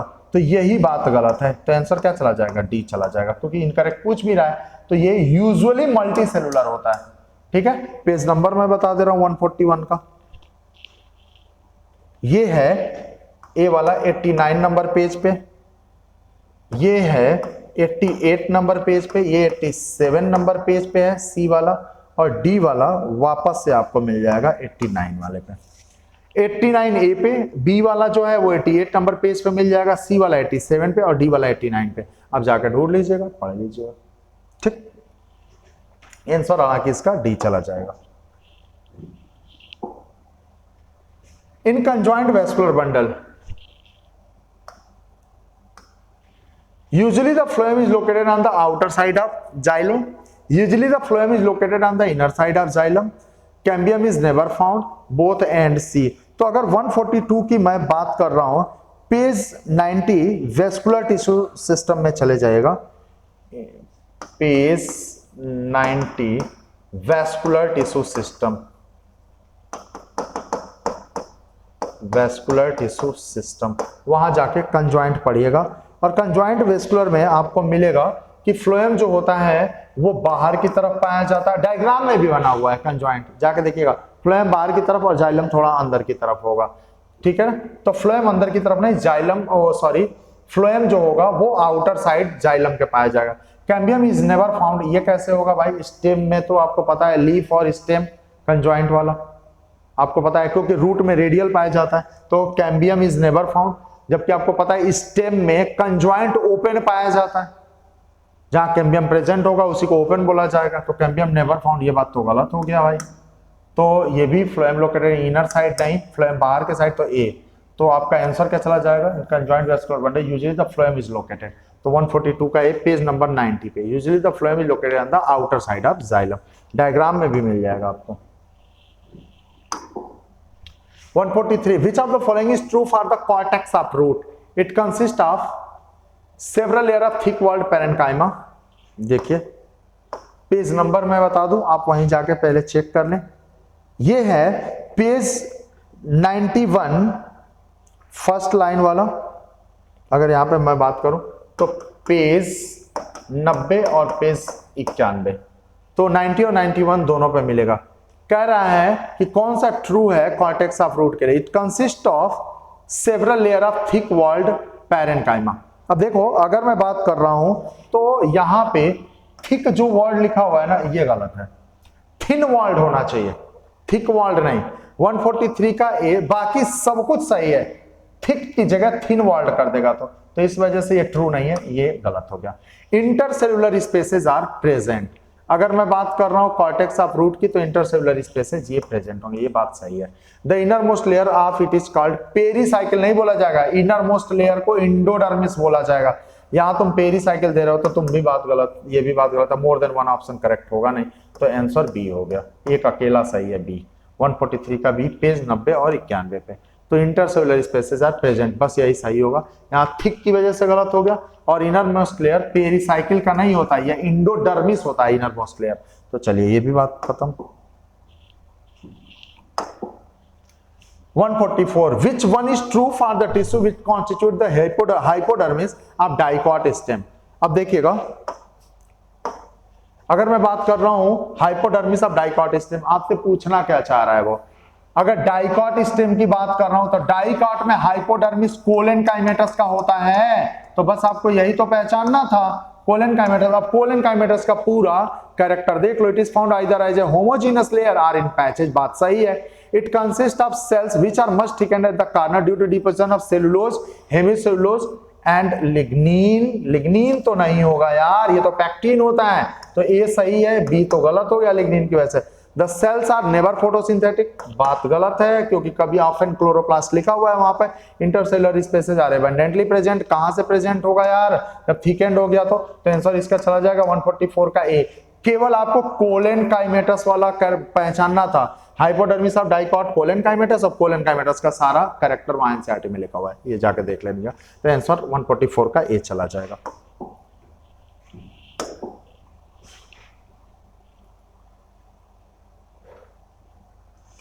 देखें 145 number, which of the following is true for monocot stem. तो अगर इसकी बात मैं कर रहा हूं, पेज नंबर मैं बता दे रहा हूं, पेज 93, पेज 93 मोनोकॉट स्टेम आप जाके पढ़िएगा। Scattered vascular bundle surrounded by collenchymatous bundle sheath, collenchymatous नहीं स्क्लेरेन काइमेटस होगा, तो ये बात गलत हो गया, यहाँ कोलन काइमा की जगह स्क्लेरेन काइमा होना चाहिए। A large and conspicuous parenchymatous ground tissue is present, true पूछ रहा है, ये बात तो सही है।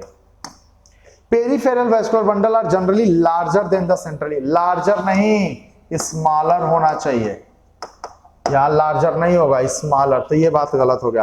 Phloem parenchyma and water containing cavity are present within the vascular bundle, यहां एब्सेंट होना चाहिए। कह रहा है which of the following is true, कौन सा ट्रू है, तो देखो ये गलत, ये गलत, ये गलत, बी वाला ट्रू है बस। तो 145 का कौन सा जाएगा आंसर, बी चला जाएगा, पेज नंबर 93। आंसर भी मैं एक बार चेक करता रह रहा हूं।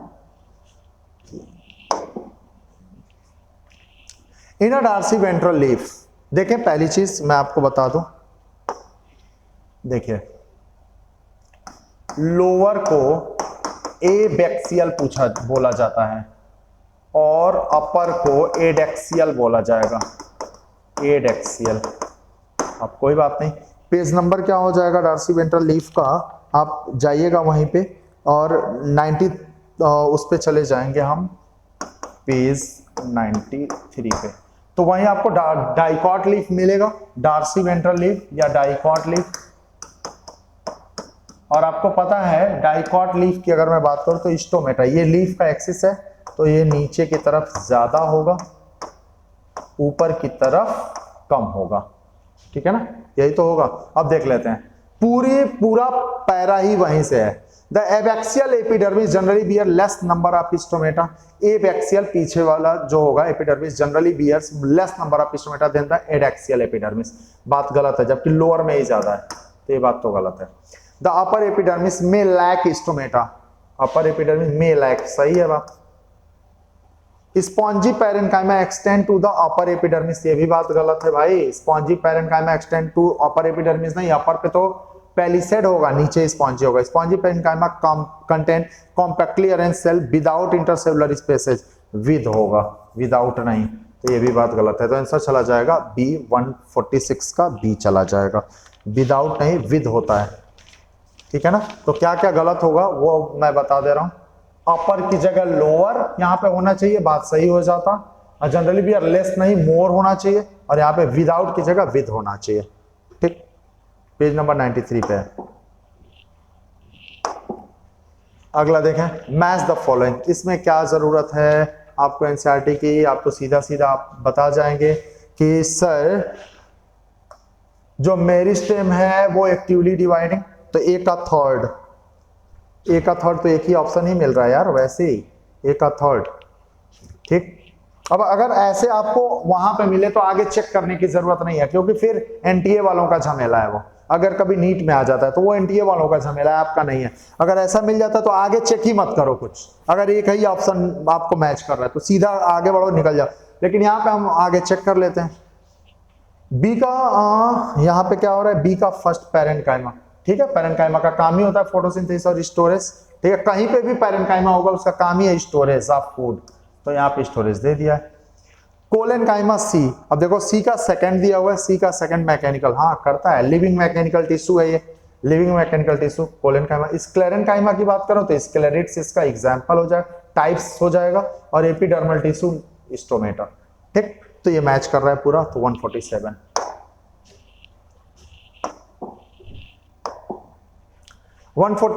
Interfascicular cambium and cork cambium are form due to, अब देखो बता जा रहा हूं, देखिए सबसे पहले क्या होगा,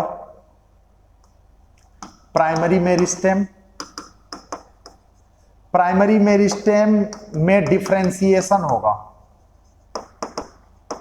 डिफरेंशिएशन मतलब डिवीजन की कैपेसिटी वो लॉस कर दिया, तो डिवीजन की कैपेसिटी लॉस कर दिया तो प्राइमरी परमानेंट बन गया, प्राइमरी परमानेंट। और प्राइमरी परमानेंट वापस से डिवीजन करने लगा, तो वापस से डिवीजन करने लगा मतलब डी डिफरेंशिएशन, वापस से डिवीजन करने लगा, डी डिफरेंशिएशन कर लिया, तो प्राइमरी परमानेंट फिर क्या बना लिया, प्राइमरी परमानेंट जो बना हुआ है वो सेकेंडरी मेरिस्टेम बना लिया।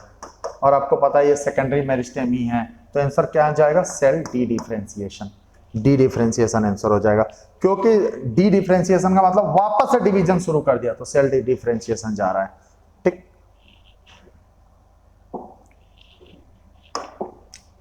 149 phellogen and phellem respectively denote, आपको पेज नंबर बता दे रहा हूं 149 का, ये तो एनसीईआरटी का है, पेज 96 कार्क कैम्बियम आपको हेडिंग मिलेगा, कार्क कैम्बियम। और कार्क कैम्बियम में देख लिया, फेलोजेन मतलब फेलम को बनाने वाला, जेन मतलब प्रोड्यूसर, तो फेलोजेन कार्क सेकेंडरी कॉर्टेक्स, देखो कार्क कैम्बियम आपको मिलेगा, फेलम मतलब कार्क, तो ये आपको पेज 96 पे कार्क कैम्बियम में मिल जाएगा 149। Duramen or heartwood is, region of pericycle, नहीं बात गलत है, another name of cambium, heartwood का नाम कैम्बियम थोड़ा ना होगा। Inner region of secondary wood, outer region, देखो आउटर रीजन अगर सेकेंडरी वुड की बोले या सेकेंडरी जाइलम बोलो, देखो रीजन ऑफ पेरीसाइकिल नहीं, रीजन ऑफ सेकेंडरी जाइलम होता है, तो पेरीसाइकिल तो नहीं होगा, सेकेंडरी जाइलम का, पेरीसाइकिल तो भी बहुत बाहर की बात है, तो रीजन ऑफ पेरीसाइकिल की जगह सेकेंडरी जाइलम होता तो सही हो जाता। अनदर नेम ऑफ कैम्बियम बात गलत है, inner region of secondary wood या सेकेंडरी जाइलम दे देता, एक ही बात है। तो ये हर्टवुड अंदर की तरफ और बाहर वाला सैपवुड है, ठीक है ना, बाहर सैपवुड अंदर वाला है, तो आंसर 150 का क्या चला जाएगा, सी चला जाएगा। और आपको मैं बता दे रहा हूं 150 का पेज नंबर चला जाएगा 96, पेज नंबर 96 चला जाएगा, आप देख लीजिएगा। Inner region of secondary wood या सेकेंडरी जाइलम का बात एक ही है।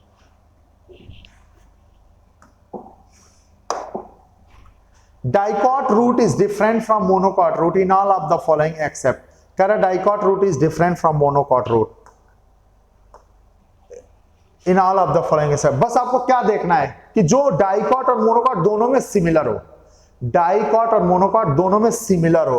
अब दोनों में सिमिलर क्या होगा, पेरीसाइकिल फॉर्म कार्क कैम्बियम, ठीक है, dicot root is different from monocot root in all of the following except, कौन सा है जो सिमिलर है, पेरीसाइकिल फॉर्म कार्क कैम्बियम। अब अगर मैं बात ये कर रहा हूं कि पेरीसाइकिल कार्क कैम्बियम बनाएगा, ठीक है ना, ये बात इसको जरा छोड़ो, एक्सॉर्च और radial vascular bundle pericycle participate in cambium formation, तो देखो अगर मैं बात कर रहा हूं कार्क कैम्बियम, ये बात गलत है, कार्क कैम्बियम नहीं बनाएगा, कैम्बियम बनाएगा। यहां पे देखो pericycle participate in cambium formation, ये बात सही है। वेल डेवलप्ड पिथ, तो ये डिफरेंस कर देगा, ये वेल डेवलप्ड पिथ नहीं पाया जाता है, इन ऑल डाइकॉट रूट में। तो ये बात गलत है, ये गलत है।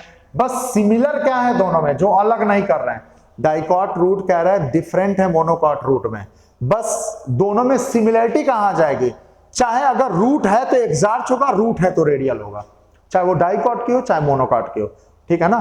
तो वही तो बताना है, जो दोनों में कॉमन हो, तो दोनों में कॉमन क्या आ जाएगा, एक्सार्च और रेडियल, ये दोनों में कॉमन आ जाएगा, यही पूछ रहा है वो कह रहा है कि डाइकॉट रूट डिफरेंट है मोनोकॉट रूट में, all of the following accept, किसमें वो सिमिलर है, ये पूछ रहा है। क्वेश्चन का मतलब समझना था। तो रूट कोई भी हो, या तो एक्सार्च होगा या रेडियल होगा, एक्सार्च और रेडियल होगा, तो बात खत्म हो गया। 151 पेज 90 सारे रूट के कैरेक्टर हैं, तो पेज 90 पे आपको मिल जाएगा ये। 152 which one of the following is not a lateral meristem, कह रहा है कौन सा है इसमें जो लेटरल मेरिस्टेम नहीं है। ये तो आपको एनसीईआरटी का पैरा ही है, मैं बता दे रहा हूं। देखो आंसर तो जाएगा इंटर कैलरी, इसमें कोई वो नहीं है, ठीक है ना। ये इंटर कैलरी आपको पता है, ये प्राइमरी मेरिस्टेम का है। बाकी आपको इंटरफेसिकुलर हो, इंट्राफेसिकुलर हो या फेलोजेन हो, ठीक है ना, कार्केम्बियम। तो देखो इंटर हो, इंट्रा हो या फेलोजेन हो, ये तीनों के तीनों क्या है, लेटरल या सेकेंडरी,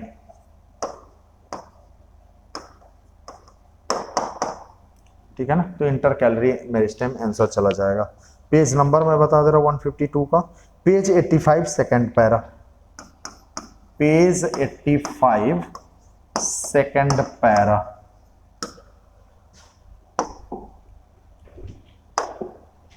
आइए, पेरिडर्म कंप्राइजेस ऑफ, पेरिडर्म में क्या होगा जरा देखो, पेरिडर्म में क्या होगा,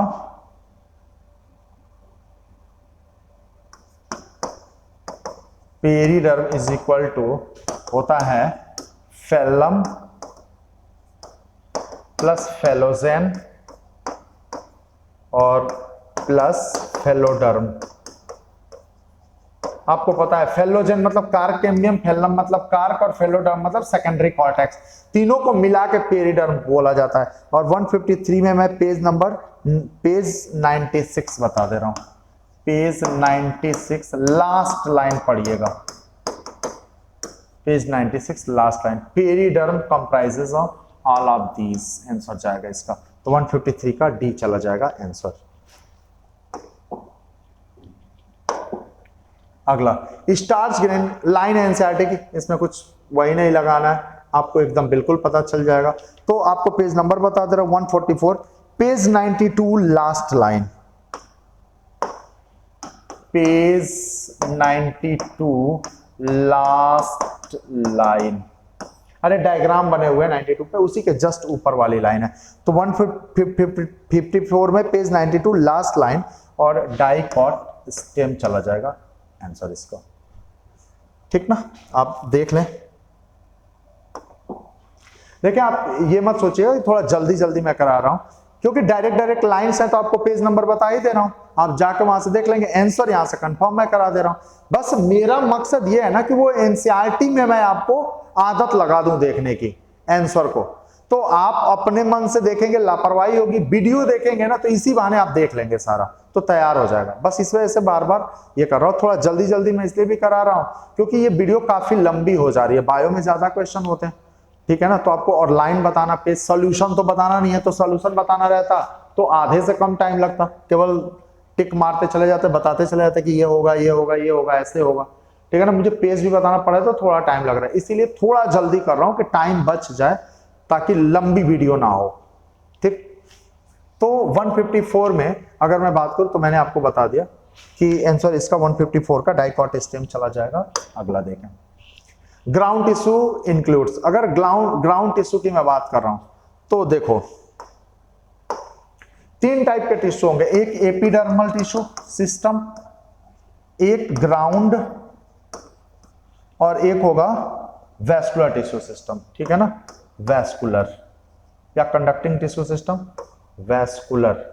तो देखो एपिडर्मिस वाला सारा एपिडर्मल में चला जाएगा और वैस्कुलर बंडल वाला सारा वैस्कुलर में चला जाएगा, इसका मतलब जाइलम और फ्लोएम। तो उसके बाद जो बचा तो एपिडर्मिस के अंदर और वैस्कुलर बंडल के ऊपर वाला, तो all tissue except epidermis and vascular bundle answer चला जाएगा, क्या दिक्कत है। 155 155 पेज 89, पेज 89 ग्राउंड टिश्यू का फर्स्ट लाइन, ग्राउंड टिश्यू का फर्स्ट लाइन है एनसीईआरटी का, पेज 89 ग्राउंड टिश्यू का फर्स्ट लाइन है, all tissue except epidermis and vascular bundle. अब देखें यहां से हम लोग शुरू हो जा रहे हैं किसमें, वो वाले क्वेश्चन जो लिविंग वर्ल्ड के हैं। देखो ये तो मैंने आपको अलग से एनसीईआरटी में ही मार्क करवा के लिखवाया भी था, क्योंकि इस चीजों में आप देखें, अगर मैं बात कर रहा हूं यीस्ट की तो आप देखिएगा वहीं मैंने आपको बताया था, पेज नंबर मैं बता दे रहा हूं 150 से, पेज नंबर 4 रिप्रोडक्शन में देख लें, पेज 4 रिप्रोडक्शन। देखो यीस्ट में तो मैंने बताया था कि बडिंग होगा, ए का थर्ड, तो ए का थर्ड तो एक ही ऑप्शन ही मिल रहा है, कोई बात नहीं। फिर वही चीज अगर नीट में ऐसा कुछ हो जाता है कि एक मैच कर गया और बाकी सब डिफर कर रहे हैं और एक आप करेक्ट कंफर्म है, तो वही वाला आंसर लगाइए, आगे मैच कराने की जरूरत नहीं है। लेकिन यहाँ एक बार चूंकि हम लोगों को रिवाइज करनी है चीजें, तो एक बार मिला ले रहा हूं। बी का यहाँ पे दे रहा है सेकेंड, बी अमीबा का सेकेंड बाइनरी फिशन, बिल्कुल सही है, एनसीईआरटी की लाइन ही है। फिर सी का क्या दे रहा है, सी का फर्स्ट दे रहा है, सी का first asexual spore and fragmentation, ठीक है। आपका यूनिसेलुलर होगा तो स्पोर हो जाएगा, फ्रेगमेंटेशन, प्लेनेरिया में ट्रू रीजनरेशन पाया जाएगा, ठीक। ये सब मैंने लिखवाया ही था, तो आंसर डी चला जाएगा। चलिए 157 read the following statement, consciousness is the defining property of living organism, consciousness is the defining property of living organism, ठीक है, बात सही तो है। The environmental stimuli can be physical, chemical, biological, ये भी बात सही है। Living organism can sense and respond to stimuli, ठीक है, तभी तो कॉन्शियसनेस हो गया, ये भी बात सही है। All organism show the property of self conscious, अरे ऑल ऑर्गेनिज्म नहीं, ये तो केवल ह्यूमन की प्रॉपर्टी है, तो ये बात गलत हो गया। Prokaryote can not sense and respond, prokaryote नहीं, जब तुमने बोल दिया कि डिफाइनिंग प्रॉपर्टी लिविंग का है, तो लिविंग में क्या प्रोकैरियोट नहीं आएगा क्या? तो प्रोकैरियोट से लेके यूकैरियोट, लोअर से लेके हायर तक अगर तुम जिंदा हो तो तुम्हें कॉन्शियसनेस होगा, क्योंकि डिफाइनिंग प्रॉपर्टी इसको बोल दिया गया। तो ये बात तो बिल्कुल गलत है कि प्रोकैरियोट सेंस नहीं करेगा, वो भी करेगा, प्रोकैरियोट भी सेंस करेगा, रिस्पॉन्ड करेगा। तो दो बातें गलत, तीन सही है। अब आंसर क्या पूछ रहा है question, how many of the above statements are incorrect, क्या कितने गलत हैं?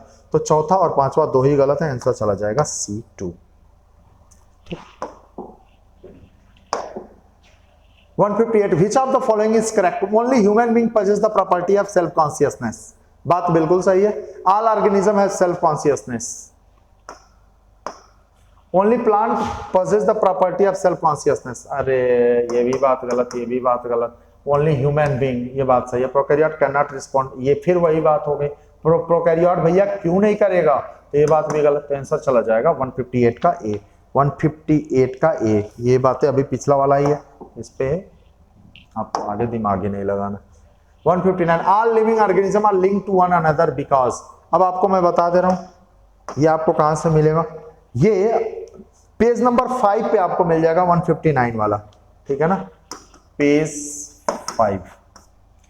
They have common genetic material of the same type, common genetic material, they have common genetic material, सब में कॉमन ही जेनेटिक मटेरियल, ये कहां से हो जाएगा यार, तो फिर तो कोई वेरिएशन ही नहीं आएगा, तो ये बात तो गलत हो गया। They share common genetic material but to varying degree, same type का नहीं होगा, थोड़ा वेरिएशन होगा, तभी तो अगला जनरेशन पिछले वाले से इवॉल्व हो जाएगा, तो बात ये सही है। All have common cellular organisation, ना ना ना, ऑल ऑफ द अबव नहीं, आंसर चला जाएगा बी, 159 का बी चला जाएगा।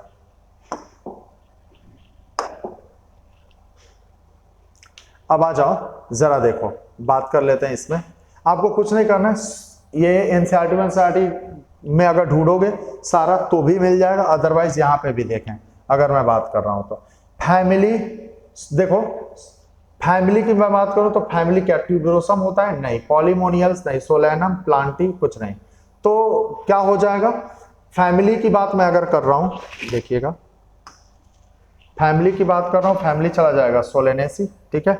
किंगडम प्लांटी, तो ये दो मिल गए, तो ए का फिफ्थ हो जाएगा, ए का फिफ्थ, ए का फिफ्थ तो एक ही में मिल ही रहा है ये, चलो वही चीजें फिर से मैच कर रहे हैं। बी का फोर्थ, बी का फोर्थ, सी का सेकंड ऑर्डर, सी का सेकंड पॉलीमोनियल्स।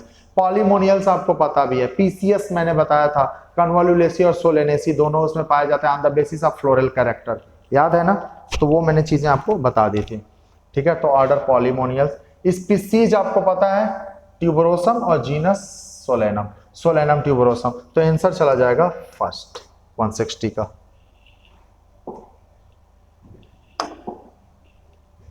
अब देखो 161 यहां से असर्शन रीजन शुरू हो जाता है। Complexity of classification increases from kingdom to species, common character increases from kingdom to species. अब देखो अगर ये जाके चेक करोगे 161 वाला, तो आपको ये एनसीईआरटी में मिल जाएगा।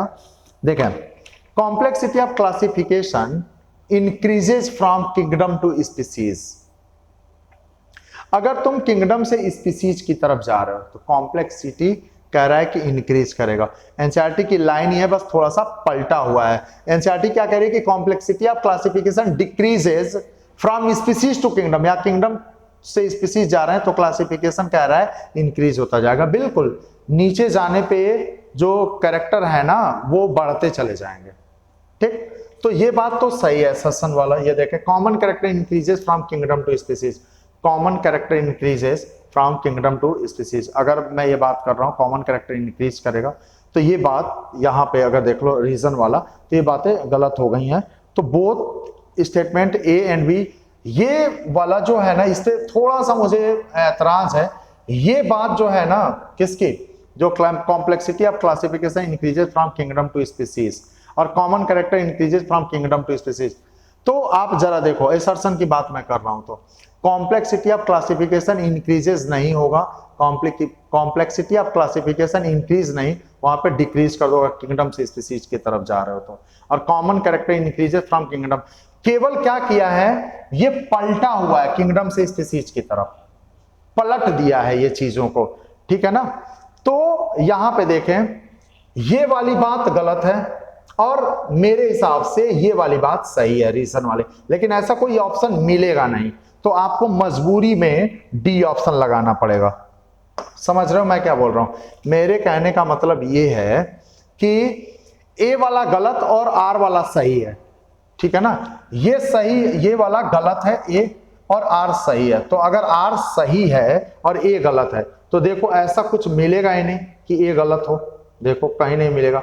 यहाँ पे both statement A and B are false हो गया, तो आंसर इसका डी चला जाएगा, ठीक है ना। जब ए ही गलत हो गया तो रीजन पे कोई बात ही नहीं करनी है, तो 161 का डी चला जाएगा। All organism reproduce, reproduction is the defining feature, दोनों बातें गलत हैं, इसमें हमें डिस्कस करने की जरूरत ही नहीं है। सारे ऑर्गेनिज्म कैसे रिप्रोड्यूस करेंगे यार, म्यूल, इनफर्टाइल कपल, ये सारे लोग कहां करते हैं, या वर्कर हनी भी नहीं करते हैं, रिप्रोडक्शन डिफाइनिंग फीचर भी नहीं है, तो ये तो दोनों बातें गलत है। Both statement A and B are false, तो डी आंसर इसका चला जाएगा। इस पे क्या डिस्कस करूं, vascular cambium is considered as lateral meristem, it give rise to lateral root. अब देखो वेस्कुलर कैम्बियम को लेटरल मेरिस्टेम तो बोला जाता है, लेकिन ये लेटरल रूट बनाता है इसलिए थोड़ा ना बोला जाता है। वेस्कुलर कैम्बियम को इसलिए क्योंकि वेस्कुलर टिश्यू जाइलम और फ्लोएम को बनाता है, इसलिए बोला जाता है लेटरल मेरिस्टेम, इसको बोला जा रहा है। It give rise to lateral, lateral root थोड़े ना बनाएगा, तो ए सही है आर गलत है, तो आंसर क्या जाएगा, if statement A is true but statement B is false then mark C, तो सी चला जाएगा आंसर। तो 163 का सी जाएगा, ठीक। अगला, the collenchyma is thick walled living tissue, the collenchyma is thicken due to deposition of pectin. अब देखो थिक वॉल्ड लिविंग टिश्यू 164 का, आपको मैं पेज नंबर नहीं बता रहा हूं, आप जाके वहां चेक कर सकते हैं। तो collenchyma thick walled living tissue है, बात बिल्कुल सही है, थिक वॉल्ड तो होता ही है, क्योंकि आपको पता है सेलुलोज, हेमीसेलुलोज और पैक्टिन पाया जाता है, यहाँ पैक्टिन दिया भी हुआ है, इसी वजह से थिन हो गया, थिक एंड ड्यू टू। तो एसर्शन और रीजन दोनों सही है, और रीजन करेक्ट एक्सप्लेन भी कर रहा है ए को, तो आंसर क्या चला जाएगा, ए चला जाएगा।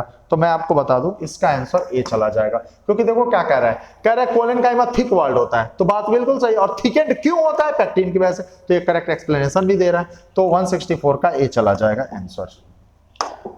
अब आ जाओ 165.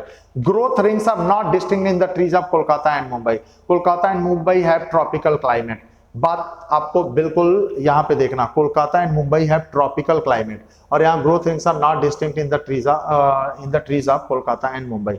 अब आपको पता है, आप जाएंगे जब वहां पढ़िएगा क्या बोलते हैं, जहां पे आपको ये मिल जाएगा ग्रोथ रिंग या कंसेंट्रिक रिंग वाला, तो वहां आप पढ़ेंगे कि जहां पे देखो वेरिएशन आएगा, वहां जहां पे वेरिएशन आएगा, तो अगर यूनिफॉर्म है, ठीक है ना, अगर यूनिफॉर्म है तो यूनिफॉर्म में देखो स्प्रिंग सीजन और ऑटम सीजन दो, तो वेरिएशन आएगा तो आपको ग्रोथ रिंग दिखेगा, वेरिएशन नहीं आएगा तो फिर नहीं दिखेगा. और आपको पता है temperate not uniform, tropical uniform होता है, तो ट्रॉपिकल अगर यूनिफॉर्म होगा तो ग्रोथ रिंग यहां दिखेगा ही नहीं.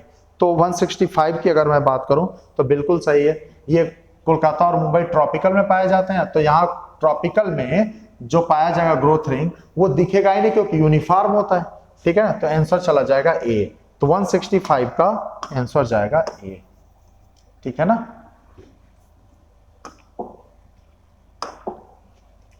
When 6 molecule of CO2 participate in photosynthesis, 12 molecule of NADPH2 and 18 ATP are used up, forming one hexose molecule. कह रहे जब 6 molecule CO2 participate करेगा photosynthesis में तो 12 molecule NADPH2 का 18 ATP का यूज होता है, forming one hexose molecule. बात तो बिल्कुल सही है. The photosynthetic light reaction result in the formation of ATP and अरे बात दोनों सही है, लेकिन ये 6 CO2 12 मॉलिक्यूल NADPH2 और ATP का 18 यूज कर रहा है, इसको ये कहां से एक्सप्लेन कर रहा है. तो दोनों बातें सही हैं लेकिन एक्सप्लेनेशन तो नहीं है, तो आंसर इसका बी चला जाएगा. और आप बताओ इसका एक्सप्लेनेशन क्या होता है. एक्सप्लेनेशन ये बताता कि 12 मॉलिक्यूल NADPH का यूज होता है because it perform in reduction, it participate in reduction. 18 को आपको बताता कि 12 रिडक्शन में और 6 रिजनरेशन में, तो आपको उसको बता जाते कि हाँ ये करेक्ट एक्सप्लेनेशन होता. तो 166 का आंसर क्या चला जाएगा, बी चला जाएगा एसर्शन रीजन में. 167 का देखें, एसर्शन देखें, proton produce by photolysis of water accumulated in the lumen of thylakoid. बिल्कुल सही है, chemiosmotic. Proton produce, photolysis of water takes place toward lumen side. अरे कह रहा है प्रोटॉन फोटोलिसिस ऑफ वाटर के बाद एक्यूमुलेट होता है ल्यूमेन में, क्योंकि ल्यूमेन के साइड ही वाटर टूटता है. तो एक्सप्लेन तो कर ही रहा है, तो आंसर इसका क्या चला जाएगा, ए चला जाएगा. आंसर इसका ए चला जाएगा. ठीक है, चलिए रीजन समझ में आया ना. कह रहा है प्रोटॉन ल्यूमेन में एक्यूमुलेट हो क्योंकि ल्यूमेन में पानी टूट रहा है. अब देखें 168 का देखें, C3 plant can show CO2 fertilisation effect. CO2 fertilisation effect क्या होता है, देखो बता दे रहा हूं.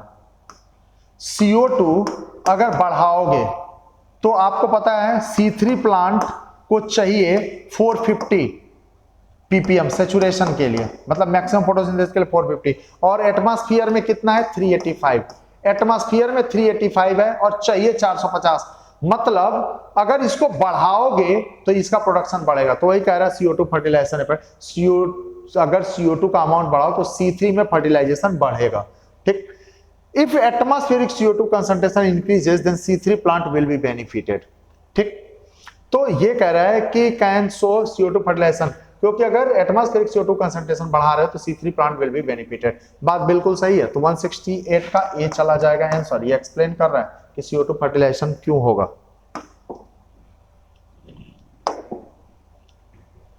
The light saturation occur at 10% of the full sunlight in most of the plant.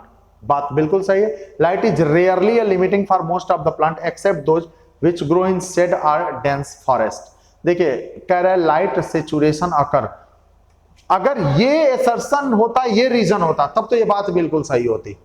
कह रहा है लाइट इज रेयरली, अगर ये ही असर्शन बना देते और ये रीजन दे देते तब ये ए आंसर हो जाता, लेकिन ये पलट दिया है. Light saturation occur at 10% of the full sunlight. ठीक है ना. तो इसका ये रीजन थोड़े ना होगा कि इसीलिए लाइट रेयरली लिमिटिंग है. इसका ये रीजन हो सकता है लेकिन इसका रीजन ये नहीं होगा. बात को समझ रहा हूं मैं क्या बोल रहा हूं. मैं ये क्या कह रहा है, light saturation occur at 10% of the full sunlight. 10% light की जरूरत होती है। तो सीधा सीधा तुम इसका रीजन बताते कि 10% इस वजह से जरूरत पड़ती है क्योंकि 10% में ही क्लोरोफिल ए एक्साइट हो जाता है और वो इलेक्ट्रॉन को इमिट कर देता है, बाकी सारी चीजें, ठीक है ना। लेकिन तुम बोल रहे हो कि लाइट इज रियरली लिमिटिंग, क्योंकि अब देखो लाइट इसलिए लिमिटिंग है क्योंकि उसे 10% बस चाहिए बस, ठीक है ना। तो ये अगर असर्शन होता और ये रीजन होता तब बात सही होती, ए आंसर होता, अदरवाइज आंसर इसका जाएगा बी, ठीक है ना, आंसर जाएगा बी।